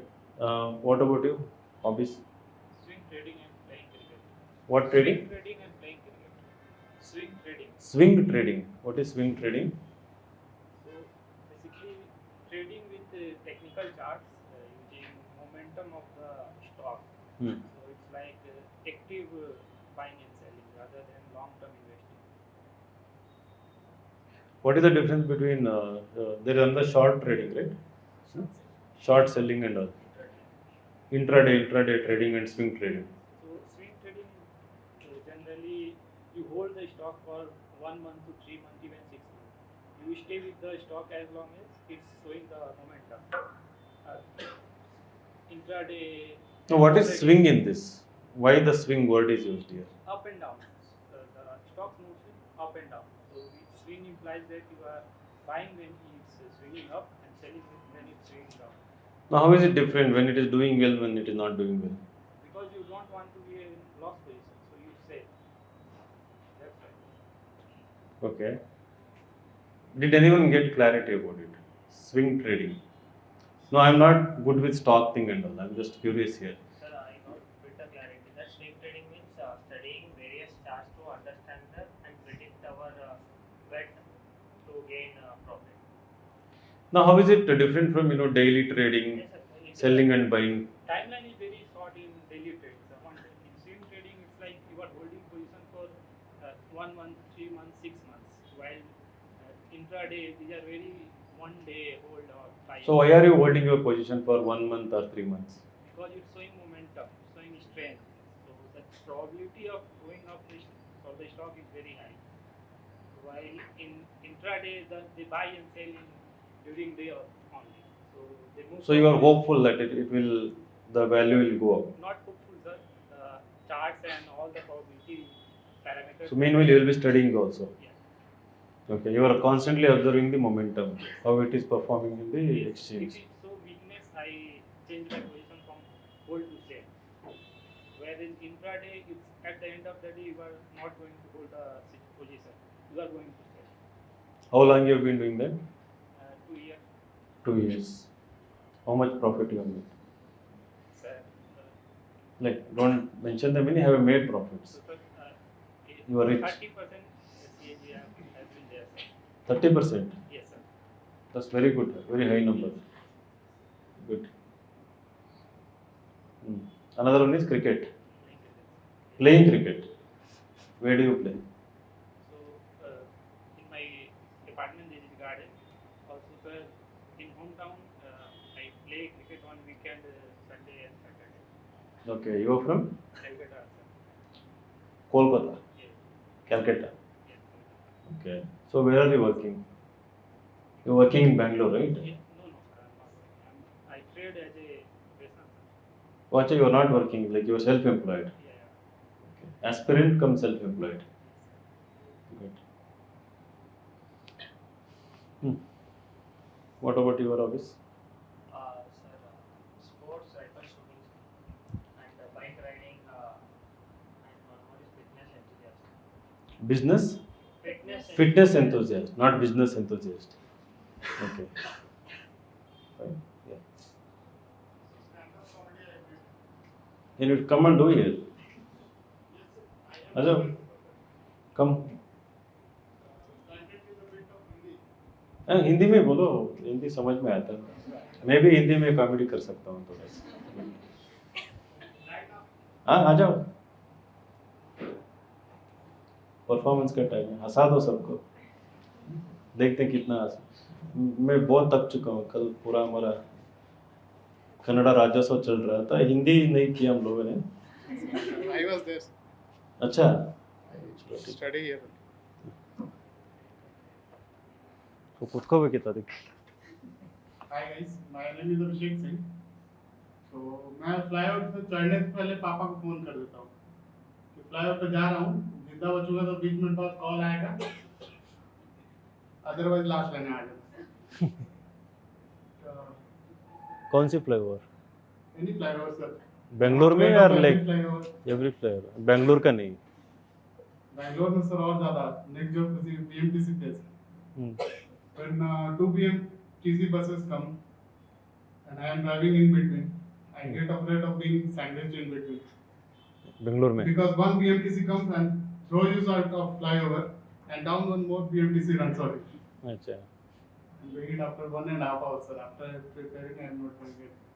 Okay. नहीं, और कुछ सोचो कुछ। I have written, sir. Kannada राज्योत्सव कैसे लगा? बढ़िया था. बढ़िया था। बढ़िया. हिंदी राज्योत्सव करें हमने? Not necessary. ठीक है, good good, you tried, no, that is good. Thank you. What's your name? Abhishek Singh. So selected for interview now. Very good. दिखा दिए YouTube पे। So of course it requires practice. You know, the people whom we see doing stand-up comedy, they are well prepared. There is a script. They rehearse multiple times. They practice, and then only they come and do the comedy part. So yeah. So sometimes it may happen when there is performance arts, right? Especially kind of singing. Well, I don't know how much true it is. So if somebody had written playing flute, coincidentally, if there was a flute, they were given flute and asked to. But if it was singing, definitely there are many instances. They have made candidates to sing, whether it is classical music, whether it is, some people mention amateur singer. Nobody mentions bathroom singer, but amateur singing, something like, they will definitely make you, not definitely, they have made people sing. There was one candidate, her name is Shweta. She got into Indian Foreign Service, so she was in core batch here, and she had mentioned singing Karnataka classical music, and I like to listen good music, any good music. It can be Western, Eastern, whatever it. So I had asked her to sing the way I did to him here in my mock. And exactly in the real interview, there were almost similar question. So I googled some raga. I don't know anything raga Tadanga. So I asked her to sing that particular thing, and they gave some particular raga, and then they asked her to sing that, and she did really well, and she got I think 198 or something. So the confidence, right, in that moment is very important. So if you've been practicing and you're passionate about and you're honest about it, you're going to do it. So I think in your case, you better to go with lots of practice, right? Maybe related to UPSC only, a Delhi experience or something like that, something situational. So that should suit the context also, right? So apart from stand-up comedy, Writing part of it, how human is generated, I am interested in studying that, how human is generated, what kind of what is generated? humor, Humor. Okay, okay. how human is generated, what are the situations, for example, exaggeration, sometimes you exaggerate a situation so that it gets comedy, sometimes you talk taboo subjects, sometimes you create situations where the interaction will create humor. So I study all of this, plus any web series which is popular. Sometimes you demean others, Yeah, that is also. especially girls. I mean, in India, Kapil Sharma, Yeah, so those questions I am expecting. I am preparing on those lines also. stereotypes. Sometimes we use stereotypes to. Stereotypes plus dark comedy, the recent cases on stand-up comics, all of this I am preparing. No, it's fine you are preparing, but both are related, right? Yes. Okay. So if both are related, I think better to go with the second part instead of writing it as your stand-up comedy. I mean, if you're confident you can write the second one, learning about the source of humor, something like that. We'll figure out what is the wording, think about it. So these are the two hobbies you have. But for me, there is a live, with watching it online and all, we can write that. That also you can write, but everything becomes similar. So you need to have please. So what I recommend is that at least minimum to maximum three distinct hobbies, right? Minimum to maximum three. Sometimes people like 4, 5, 6. So you can accommodate them in other areas, achievements, sports. So for example, cricket, you can just mention the cricket in the sports. If you're not really playing passionately cricket here, but if you have played in the college and the school level, and again inconsistently have been playing, you can mention in the sports column. But specific to cricket, you have very interesting hobby. Let us say that you are fond of all the numbers, are using big data analytics with respect to cricket, or maybe interested in knowing the technology that is used in the cricket, or maybe reading biographies of cricketers, or maybe knowing about stadiums across the world, about cricket, their dimensions, their names, their nature of the pitch, whether why some of them favor the bowlers, why some of them favor batters, whatever it is. So there can be specific thing also, right? So if there is something specific, very interesting, then better to go with that rather than merely mentioning playing cricket, watching cricket. Same with the movies also. I have seen people mentioning watching movies, watching web series, right? Um, you may be watching multiple genre movies, maybe one or two specific genres also. For example, within that we have like science fiction, comedy, fantasy, various genres are there. Biopics, historical fiction, something like that. But within that, I would prefer if you are very fond of watching movies related to war movies, crime thrillers, but within the crime thrillers, you may be more interested in watching uh, crime, like bank heist movies, robbing the banks. There are movies, prison related movies, prison escape type movies, maybe what do you call, like for example, Godfather kind of movies. So there is a Don, there is what do you call it? Mafia, very good. Mafia kind of movies, maybe drug related, cartel related kind of movies. So I think better to be more specific because it will it will give up more curiosity rather than just the movies part. So similarly, reading books, like I'm sure you haven't read more than in some cases 5, 10, 20, 30, 40, 50 books. But when you say merely reading books, right? Okay, what kind of books you read? 5 point someone. Have heard 5 point someone? Hmm? Chetan Bhagat. Two states. That is also by him, right? There is nothing wrong in reading those books, right? You would have read them long ago during your college days, right? Even I have read them. So during like when they came in the beginning, then you might say the monk who sold his Ferrari, Atomic Habits. Then you may go one step further. You may say Sapiens, right?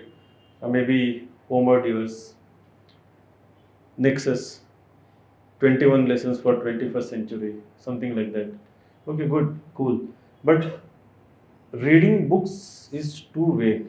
You may be reading only biographies, you may be reading only autobiographies, you may be reading only non-fiction. Again, within non-fiction, you may be reading more about development, maybe more about diplomacy, geopolitics, or democracy, or elections. So Rajdeep Sardesai, there is a recent book on election. What is that? More about elections. There may be books related to hmm, bureaucrats, history. Within history, it can be related to anything like empires or temples. William Dalrymple, you have heard his name, right? His latest book,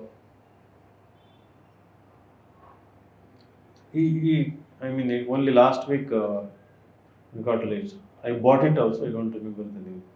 So it is transformations. It's about what I know. What about? I mean, what is this book about? It is about India's contributions to the world, right? I just check my Amazon.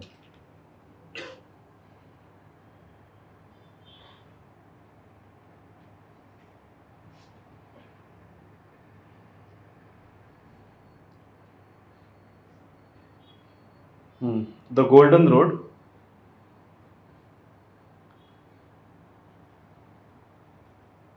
How ancient India transformed the world. I remember this India transformed. So the Golden Road. How India transformed the world. So he has written many books on Indian history about Mughals. Uh, the last Mughal was his another book. I think it was Bahadur Shah. Right. So you may be interested in reading only books like that about particular theme. Also, you may be interested in reading only books written by particular authors. Akshay Simha, I think I remember he had written reading S.L. Bhairappa's books. I'm not sure if it is Akshay Simha or someone else, but he had mentioned reading books by S.L. Bhairappa. So you can, I have seen many people writing, reading books by Purnachandra Tejasvi in Kannada, right? So Munshi Premchand, you can mention any, or it can be Arundhati Roy or Amitav Ghosh, for example. So he has written so many books. Anita Desai, have heard her name. She was shortlisted this year for Booker Prize, one of the 6 authors. So she has already won Booker Prize for her first work, but she was again shortlisted this time. So I think she has written only 2 to 3 books. I'm not sure, but there are many people. So those who are into reading, be very specific. So similarly, I have told many people to write minimum 2, maximum 3. But the very point of this particular section, is to show that what are the extra qualities or dimensions that you have added to your personality. And you have to be really passionate about those things, and then it is purposive. So it is easy to have a conversation when you mention something which is related to an issue, state, country, I don't know, outside the country, in general around the world, right? So I think that is more important to start a really good conversation, discussion. So that is why I keep telling people, reading about artificial intelligence, for example, reading about quantum computing, if it is technology, or reading about anything, any discipline, or blogging about something, right? If you have been blogging, so if you already have a old blog and if you have been blogging about something, so maybe still you can add this particular interest, because when you scan through the syllabus, because you have passed the mains examination, you have read so many things. It is not that every part of the syllabus you have devoted or you like equally well. You have got interest, you have developed interest in each and every topic equally well. So there are few areas where you have definitely given more prominence, right, during the course of preparation. Maybe something from the art and culture might have interested you really deeply. Maybe something from the social justice part, maybe something from disaster management, or maybe security issues, or maybe science and tech part while reading. Within art and culture, it can be Indian philosophy, it can be temple architecture, right? Where you went beyond the textbook and you digged some more sources, or you refer to few more extra books, it out of curiosity, out of interest. So if anything is there, something like that, which you think you are confident of studying further in next 15-20 days, at least one can be mentioned. One should be mentioned, in my opinion. So it's very difficult to engage when you mention, meditation, cricket, just random movies, hmm, walking, jogging, gymming, cooking. So all these things, it's very difficult to engage in conversation. But I'm not saying don't write them. You have to write them if you genuinely do them. If you are doing these things, again, this also should be honest. What I'm asking you, just introspect. Definitely, you will have more interest in one or two such areas, right? So think which is your comfort, which is your the topic where you can be really comfortable with preparing further, digging deep further. At least one. I'm not asking you to do two or three. At least one. It can be like space technology. I mean, one indicator I usually tell people is that check the Twitter timeline, or your YouTube timeline or Instagram timeline, right?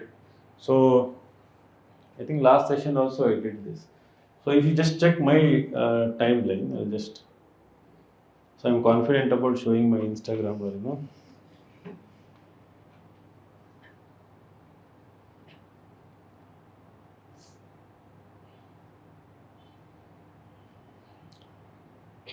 of course the first one is the Rajyotsava. The second one is Trump backs vote to release Epstein files, right?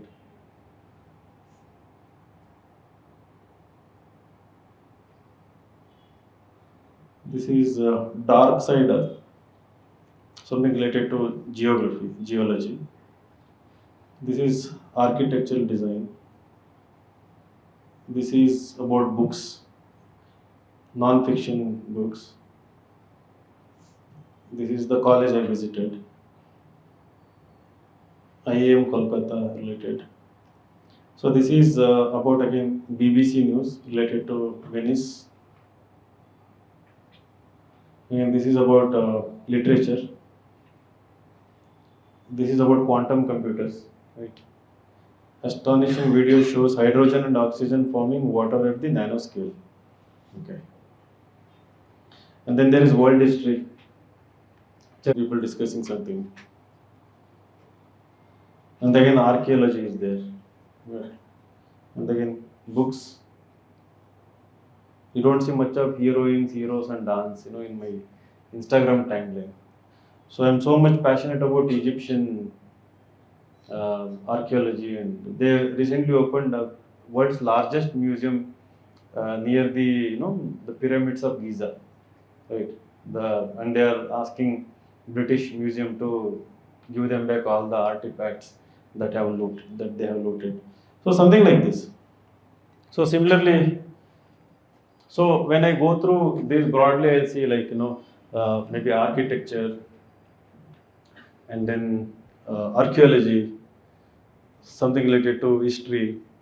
So I think you will definitely have something like that. So just pick one and start reading more about them, which you definitely can, because you are able to read entire GS1 in 5 days. Hmm?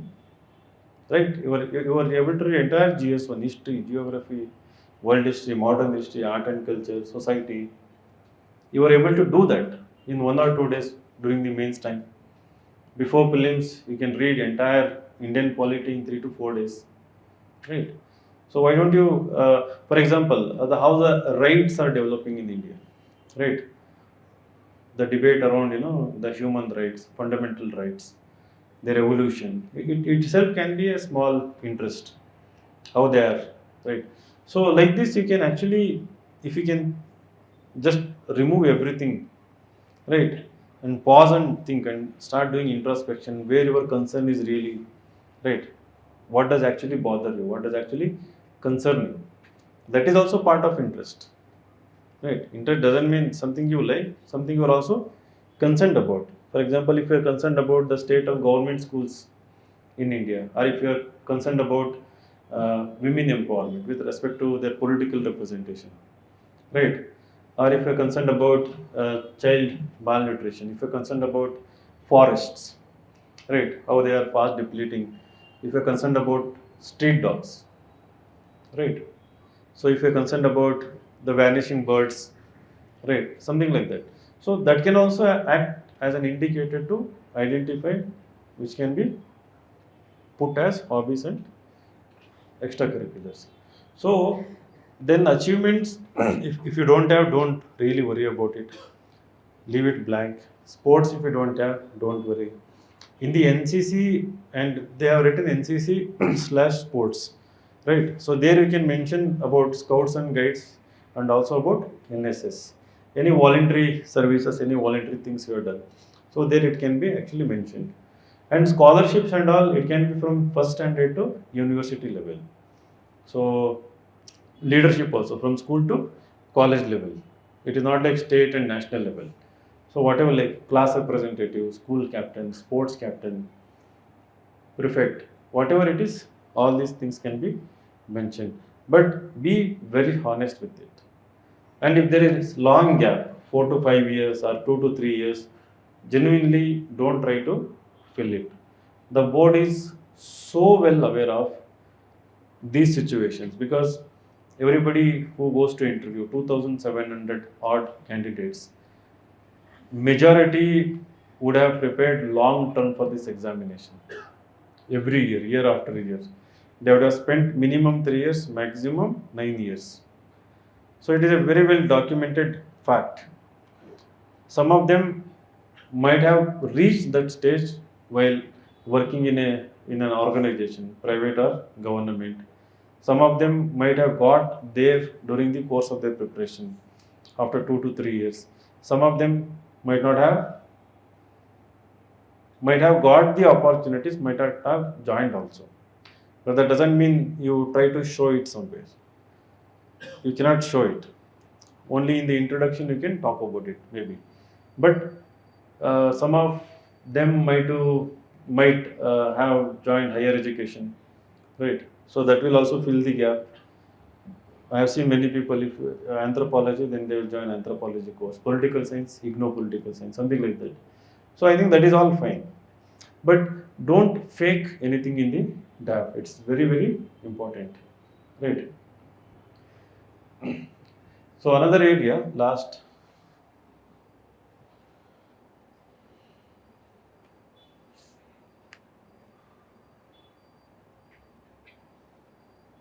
So what about this body language part? Do you have any doubts with respect to body language? How to say it there are few uh, things that people say, you have to, while answering, you have to look everyone, like, you have to look everyone in their eye and then you have to answer everyone. Hmm? That is not possible. There are 5 members. But While answering, you have to look at 5 members and then have to answer. Or should I? What should be? What should I be doing? focus on straight Hmm? person. Hmm? Focus on the straight person. So who asked the question? Focus on the straight person. Especially who asked you the question, we have to. Lastly, you have to look at the member who has asked you the question, but you should also look at others in a, like, glancing at them, right? Not mechanically. That is only if you're giving public speech, then you do that. If you're a politician, you do that. You have seen politician, right? They have teleprompter right and left, right? And they look at everyone, then they look at teleprompter. So they have to, because there is a large gathering, they have to catch the attention of everyone. They have to notice if someone is watching mobile or someone is not interested, and then we have to crack joke or something and then get back them to, attention, create interest, something like that. So then you are doing that. But in a small 5 people, they are definitely observing, right? There is a definiteness to that, they are doing it, observing. So you don't have to evoke interest in them and, draw their attention by looking at them or something like that. So lastly, with the individual, but eye contact is must. With whom you are talking, eye contact is must. Strong eye contact. Strong eye contact not doesn't mean that, staring at them. Or is there any extreme word more extreme than staring? Glaring. It's not staring at them. It is just like, you don't even notice actually when you are confident and relaxed. Eye contact is natural. You will be looking at them and you will be talking at them. Only when you are conscious, then eye contact suffers, right? Suddenly, eye contact will turn love. I mean, you'll feel like, weird when you're looking at someone. You'll feel weird because when you don't have content or when you don't have answer, right? When you stop thinking, then the eye contact becomes obvious. I mean, you'll notice that. So then you'll stop looking at them and, look here and there. That is also an indicator you are not confident, right? So when you are confident, when it is normal, you don't even notice it. So eye contact is must, but it should not be done consciously, right? And I mean, you can notice. I mean, you have to, during your interactions, one-on-one walks, regular interactions, notice where you keep looking at. Right, that is important. Body language, hand movement usually should not be above the table. But as I told earlier, it is the content, depth in your answer more important than the hand movement. But that doesn't mean that, you go overboard and, because he may be sitting just here, just like hit him like this. Right. If you haven't, some people do that, extreme hand movements are there. So it's a very close room as far as I remember, right? So I remember the member was sitting here only. It was, but boards are different. I mean, the rooms, some rooms are big. I don't know. They should be given uniform rooms. Everyone, all of them are UPSC members, but some rooms are big, some rooms are small, and some rooms I think they modify. All government officials have the habit of, hmm, modifying their offices and rooms, to fit with gold toilet. I mean, good toilets, good, wooden decoration, something like that. So I think they may, yeah. So it doesn't matter. The point here is that, irrespective of what is the room size, whatever it is, the body, I mean, the hand movement should be minimal. Again, if you're a politician giving large speech like Hitler does like this, like this. So all these hand movements, when there's a large audience, then that is fine. So when there is audience is small, I think hand movement should be, ideally, you watch TV anchors, right? So you, I mean, not Republic TV kind of people. Uh, what? Mic ಇಟ್ಕೊಂಡಿದ್ದಕ್ಕೆ ಈ ಥರ just ಹಿಂಗೆ ಬರುತ್ತೆ simple ಆಗಿ ಈ ಥರ minimal Doordarshan okay but you should not clench your hand also like clenching means sometimes when I've seen people, they do something like this, right? It become obvious that you are little nervous sometimes. ಈ ಥರನೂ ಮಾಡ್ತಾ ಇರ್ತಾರೆ, right? I mean, they will be trying to break their own fingers also. Some people, very rarely it happens, but hand movement should be like, instead of clenching, you should be relaxed and should be like minimal, right? According to your answer, rather than you should not. I mean, should not be like random, right? In consonance with what you are speaking, rather than abrupt. So that is one thing. Posture should be not like leaning back and chair. I've seen some people answering like this. They sit like this in the interview, and even when the chair is normal, they just sit like this. So it is kind of you are distancing. You have to be keen, right? You have to sit straight, but not leaning on the backrest, but sitting straight. I prefer leaning slightly forward, not too much also leaning, right? Slight leaning, but still the straight posture. So that will show that you want to really engage them. You are relaxed and more curious, right? So that is important. So some people just like that is very offensive. That is with respect to body language. And when you are sitting, even though your legs are not visible, there should not be any leg movements, something like this or something like this. While giving answer, you may not be doing it, but while listening to question, right? While listening to question, I have seen people making some people have only one, making shaking only one leg, sometimes two legs, right? So try to avoid those things also, and also unnecessarily nodding the head. Some people have the habit of nodding head this or like this way. That is also not required. You have to stay like stoic like, but again not like totally robotic like, because you have to keep looking at not like this also. So there can be minimal movement. Our attention should not go to it. Is just like when somebody has written essay.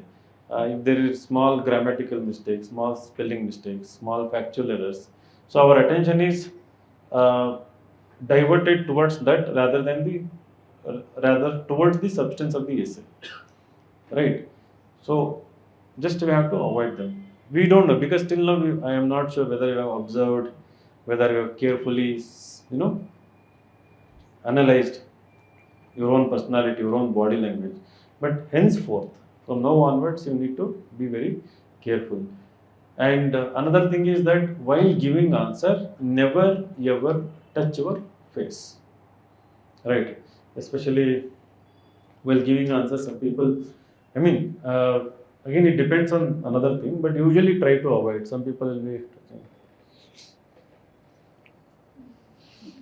right? While giving answer, touching nose and touching ears should largely be avoided. But if something really itches, okay, then it's, for me no, it is itching. Right? Then it's fine. But do it in such a way that it is not so slightly. You can just do, and then you can continue maybe. But again, but I mean, some people, exceptions. These are exceptions, but you should not fall into that category of exception. So try to avoid scratching your face, touching your nose, or even rubbing your eyes. So if at all you really want to do it, I mean it is like something is really happening, then you can say, excuse me sir, then you can do something like this, and then sorry, and then you can continue. Knowing that, no, you are something is really happening, and that is what actually letting them know. But while giving answer, you just take for granted and do something that I think is largely avoid. I'm not sure there is this interpretation. If you are touching your nose when somebody is talking, you are not interested, right? When somebody is talking, if you are touching your nose or something, you are not interested in what they are saying. While you talking, if you touch something like nose, you are dishonest, right?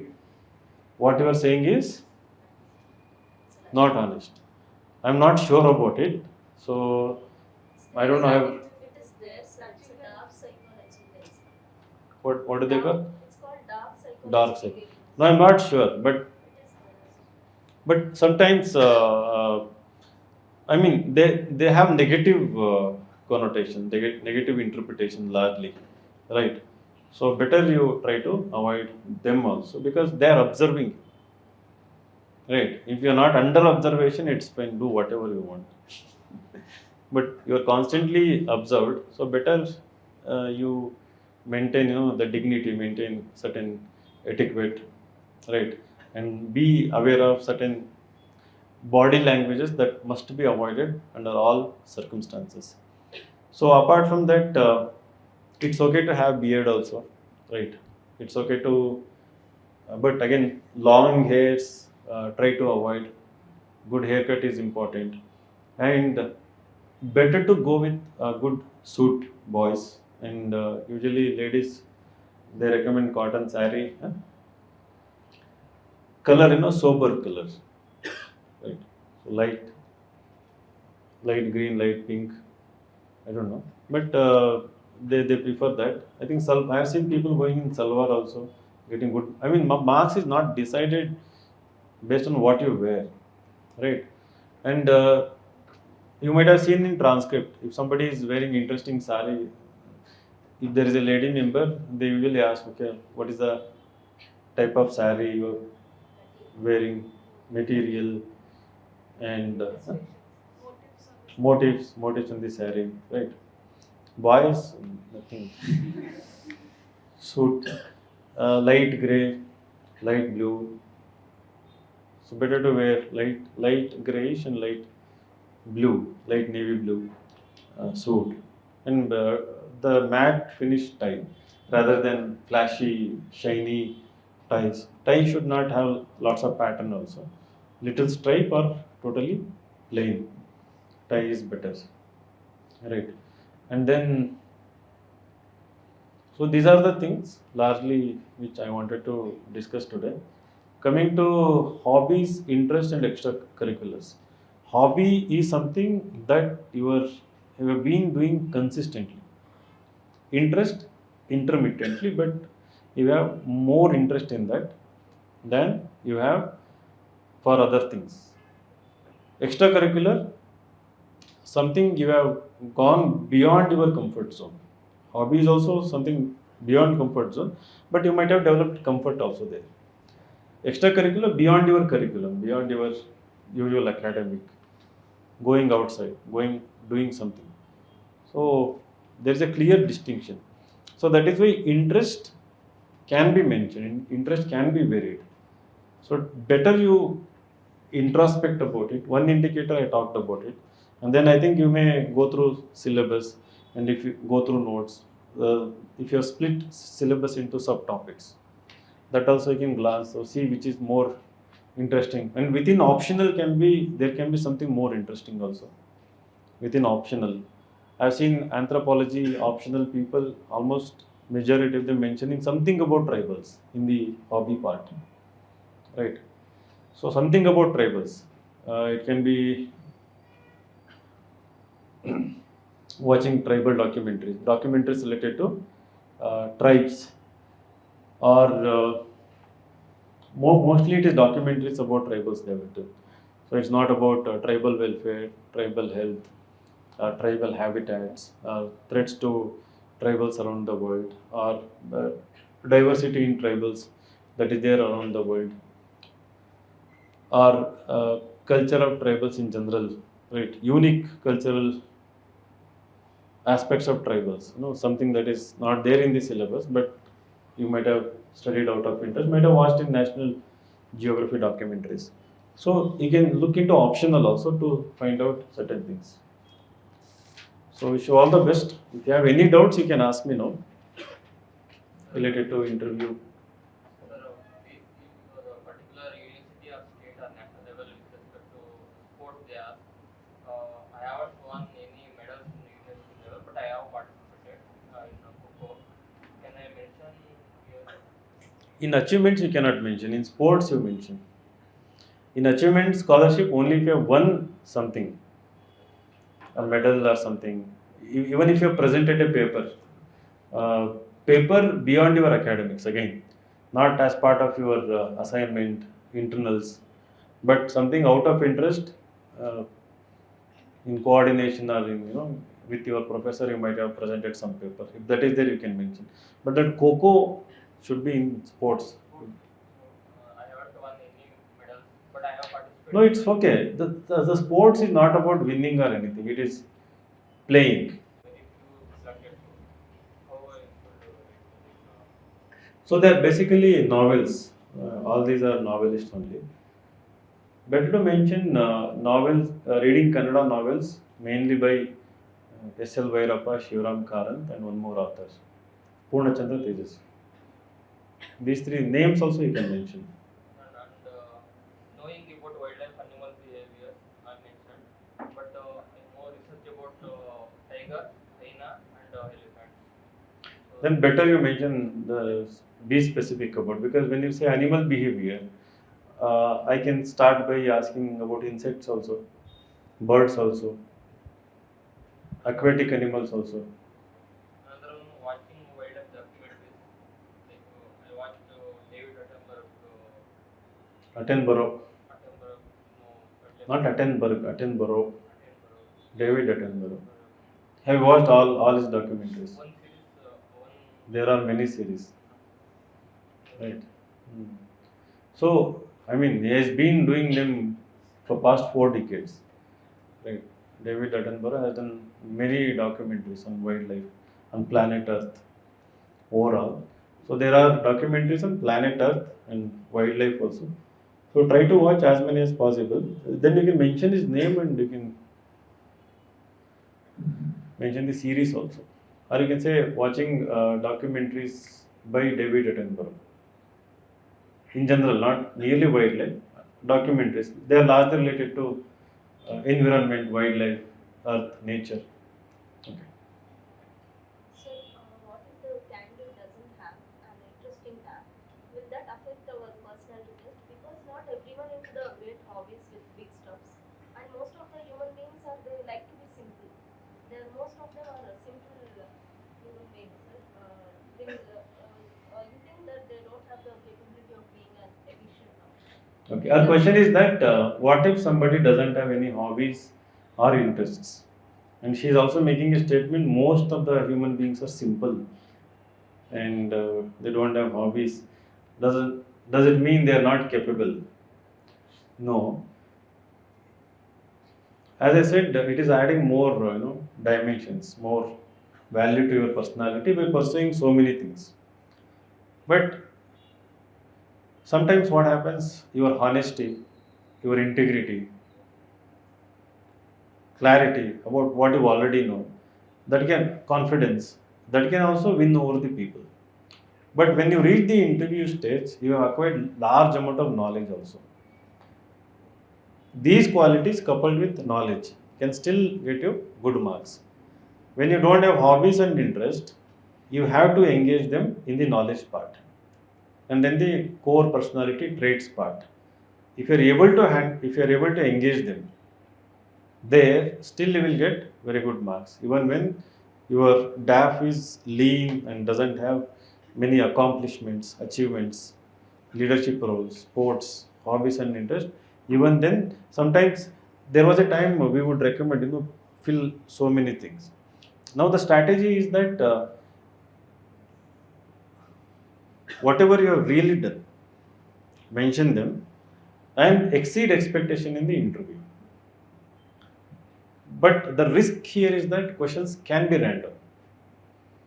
We don't know what they are going to ask.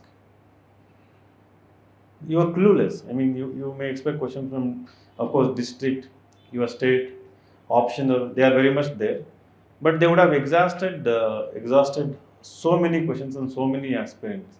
They may feel bored, to ask same set of questions to everyone. They don't want to actually do that. Even when you come for mock, I really don't want to repeat questions from previous mock to you. I want to have unique set of questions related to your individuality, your personality. So I think imagine them doing hundreds of thousands of interview, not only for UPSC but also for other exams. Throughout the year, they have been doing that. So they'll be very less interested in asking questions related to these predictable areas. And there is another thing, only when you are not able to engage them in opinion based questions or broad questions, then they go to these specific questions when they are not so much interesting. But you have to make uninteresting interesting also by showing depth. If there is a random question on, we were discussing, SIR, there can be a question on Iran. What is latest about Iran as far as your understanding? What is latest about Iran? Anything? Internal or external? Related to Iran? Hmm? Can anyone tell? Promoting the cryptocurrency. Okay, that was there in the news, that is why it is latest. Okay. Promoting cryptocurrency to bypass US sanctions to have a safe, secure trade between other countries like India. That is fine. Apart from that, something interesting. Hmm? Context you want? Conflicts. What is interesting? The reason of their conflicting with other nations. Sorry, I didn't realize it's already 2 o'clock. Did we talk so much? Okay. So the latest about Iran is Tehran is being deserted because of lack of water. There is extreme water scarcity in Tehran, the capital city of Iran. People are moving out of Tehran, moving away from Tehran, right? So that I saw in Instagram. It just came in my timeline because it's a very big city, capital city. Same thing is happening with Johannesburg. Johannesburg is in South Africa. So the water scarcity and some of the world's biggest capital cities are severely suffering from them. So you have to, I mean, it's just something new. If there is a usual question on Iran, okay, if there is a question on conflict between Iran and Israel, or maybe Iran and Pakistan, or Iran and US, can you create a context where you can bring this part? It is not only Iran, not only suffering because of the war and other insurgency and other stuff. Internally, it is also because of political turmoil, unrest, lack of trust between military, government, and other things. Also, the water deficit problem, something like that. So, by making obvious answer non-obvious, by adding more elements of interest, you can still do well in the interview. So that is the point. So, okay, thank you so much. Wish you all the best. ಏನೋ doubts ಏನು ಇನ್ನೂ intro ಕೊಡ್ತೀನಿ. Sir, I have two more questions. Hmm. Sir, just But you are asking very good questions. Thank you, sir. Sir, just because we are preparing for a personality test, do we really have to switch our book interest to geopolitics? For example, I'm interested in philosophical books and biographies.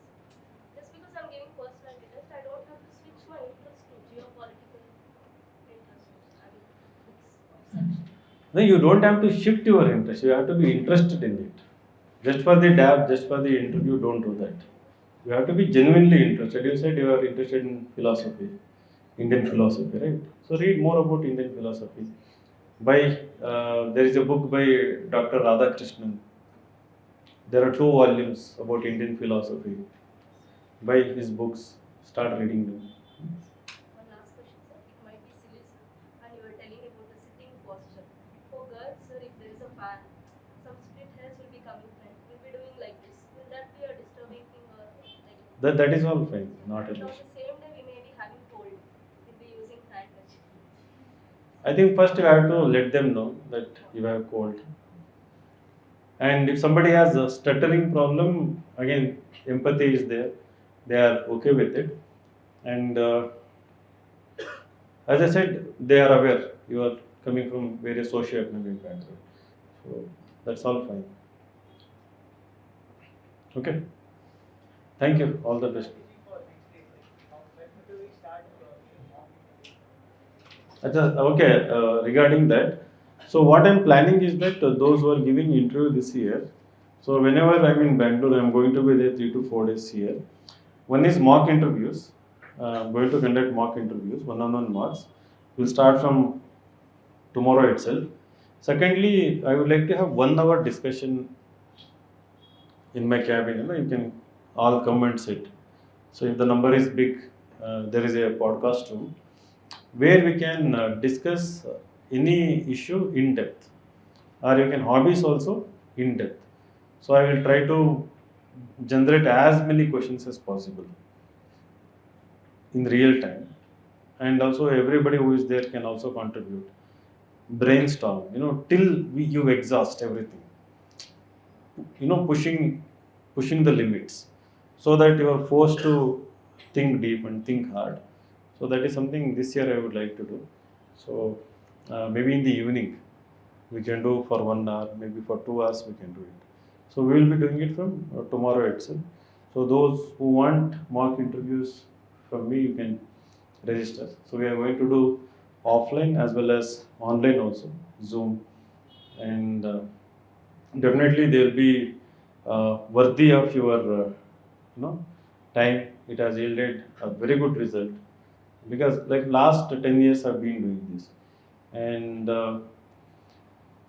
my accuracy rate is very high when I predict interview marks. I have developed large interest. No, I may not be showcasing my knowledge, through factual things and all, but I have varied interest, a diverse interest. Thanks to this job also, and also my extracurricular. And I'm a very curious individual, and my expectations are really very high.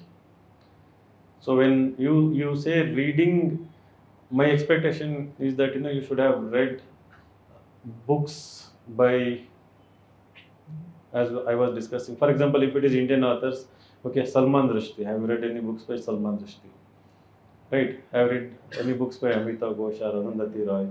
There are many recent authors. If you see the Hindu magazine every Sunday edition, so you'll see so many new authors, and also classics. I would expect any books by Charles Dickens or Leo Tolstoy, Dostoevsky, or whatever it is.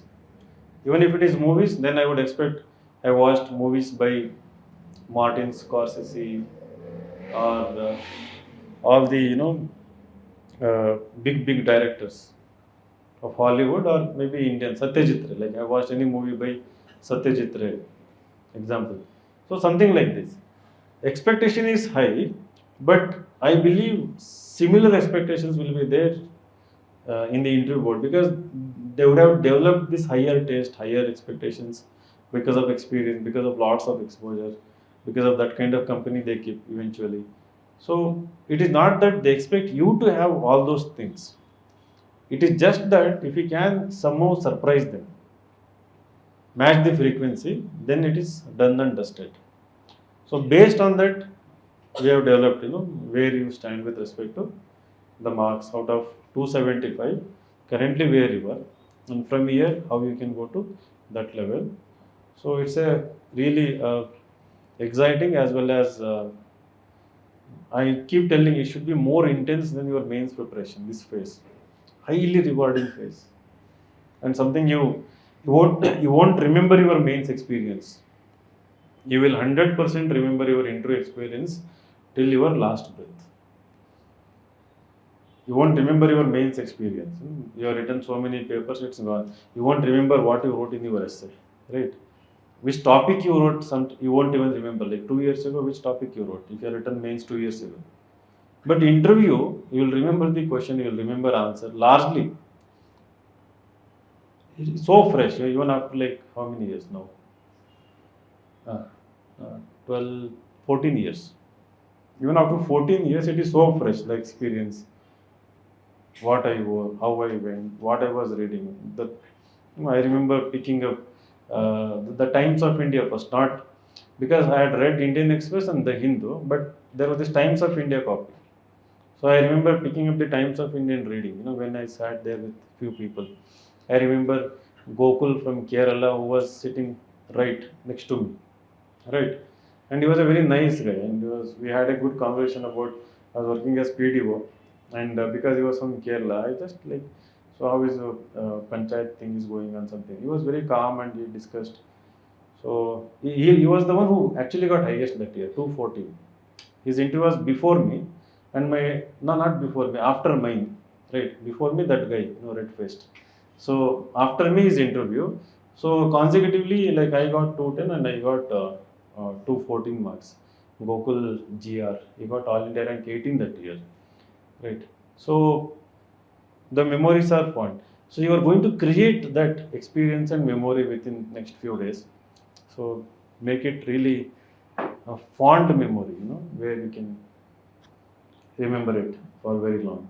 Okay, thank you. Sir, I have problem with respect to speaking in English. So, It's perfectly fine, but the choice of words must be good. Right. Take your time, articulate. As long as there is substance in your answer, even broken English is also fine. There should be substance in your answer. Okay. Thank you.